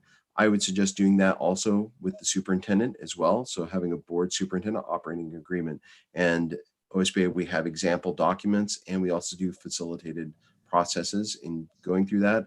We would continue on with the with the discussions similar to what we've had today, but more tangible because we'd be developing a document. Beyond that, doing some governance, additional governance training. So you got a taste of basic roles and responsibilities. I know that that was probably a little bit below this board, but we have intermediate and advanced roles and responsibilities. And we're also developing, Krista Miles is taking the lead on developing equity governance content. We're getting a lot of calls from school districts on how do they operationalize their equity work from a governance standpoint. And so we're developing that programming right now. And then embedded in that is what this board has been, I've been hearing it for the last 4 hours, is that we need to set priorities, we need to set a vision and direction for the district. That is something that you need to do in collaboration with your superintendent and your in your district, your team. So that's a long process and it takes time and it will take a strong relationship and cohesion to make it go. But I think that at the end, I think this board can definitely do that. Any thoughts or reflections on this plan? Is there what is missing here? Can we go back to all the that way we can see this or no, I want to see all the faces because sometimes yes. I miss out if someone is not seen. No, they're hearing it. And look at the lips as well. Just sorry, I let out a secret. I do have I don't know if you can see me. This is Sharon. Yes, I can. One thought on the visioning at the end. I guess my only feedback on that, I think where we've gotten bogged down in the past is we get stuck on the visioning, maybe instead of, this utopia of what we'd like to see versus what we talked about today, which I really appreciate the concrete discussion about establishing some board goals and priorities. So visioning is great, but I think this board needs to focus in on some shared, agreed upon goals and priorities, because I think if we stay with visioning, we'll be all over the map. So I think some more focused work, and I think that visioning can come out in a discussion about goals and priorities. So Sharon, I appreciate your comment, and I want to really differentiate between board development goals and visioning. Those are really two different pieces, two different types of work. One is internal to the board and how you are going to grow as a team, and the other is visioning. That is how you are going to collaborate and set a vision for where the district is going to head. And that is higher order work. And you're absolutely right. It's easy to get bogged down in it. Yes, Satya. Yeah, I really appreciate, this is a beautiful retreat we had. We have to move forward and not keep getting pulled back into the thing. We need to move forward together as a group, because ultimately the focus is not about 7 of us or 7+1. It's about the students, and the students cannot wait and the community cannot wait. We'll end up losing an entire generation. So while this is really important, don't get me wrong, this is absolutely important. And I really appreciate the steps you laid out. And I hope as a board, we agreed to go through all the steps parallelly. It's like changing oil while you're driving your car, and not forget the students and the achievement and the things like that. We have to really start doing both. We cannot do sequentially one after the other, that we get perfect and then we go to the student goal. So my hope is like change your oil. We do this work parallelly while not losing sight of the students' objective of academic achievement, which is the purpose of public education. Because for a lot of immigrants and people from different parts, there's only one chance. Education is the only passport we have, no other hope. So please, let's do both. And I think we are all people. Go ahead. Hey, I was just gonna say in the chat, Danielle says she just has bad connection right now.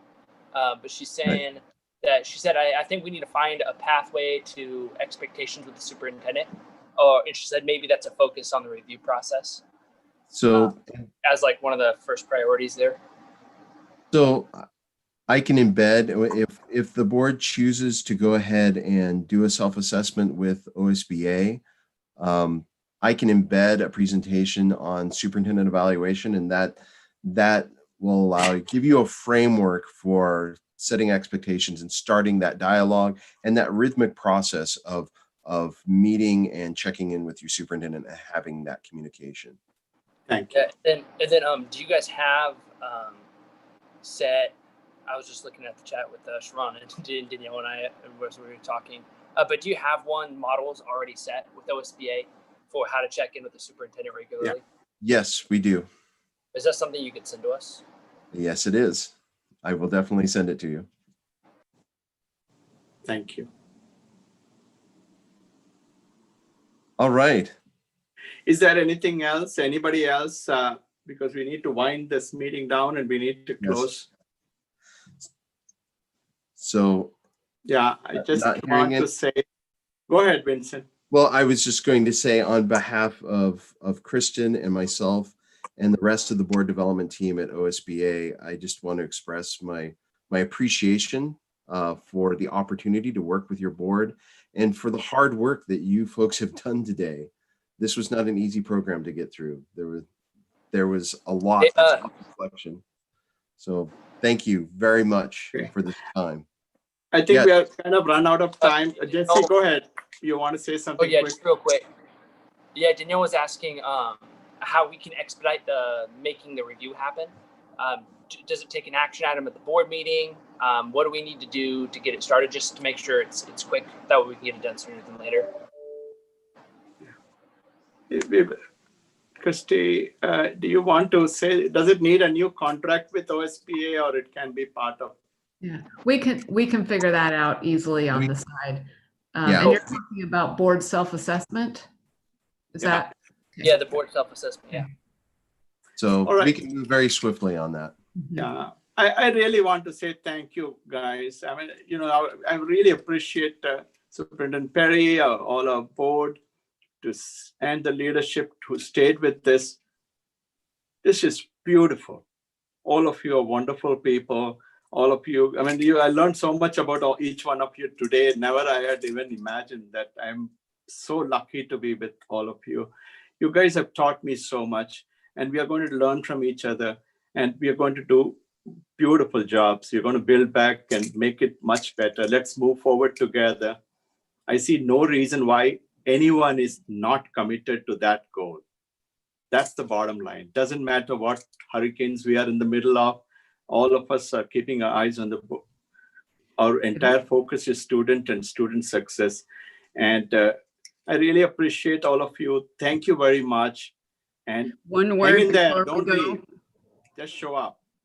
Thank you One very word. much. I want everyone to note this is the first time ever I haven't gotten thrown off the system and haven't just completely dissolved. So thank you very much for that. I'm becoming a high-tech expert.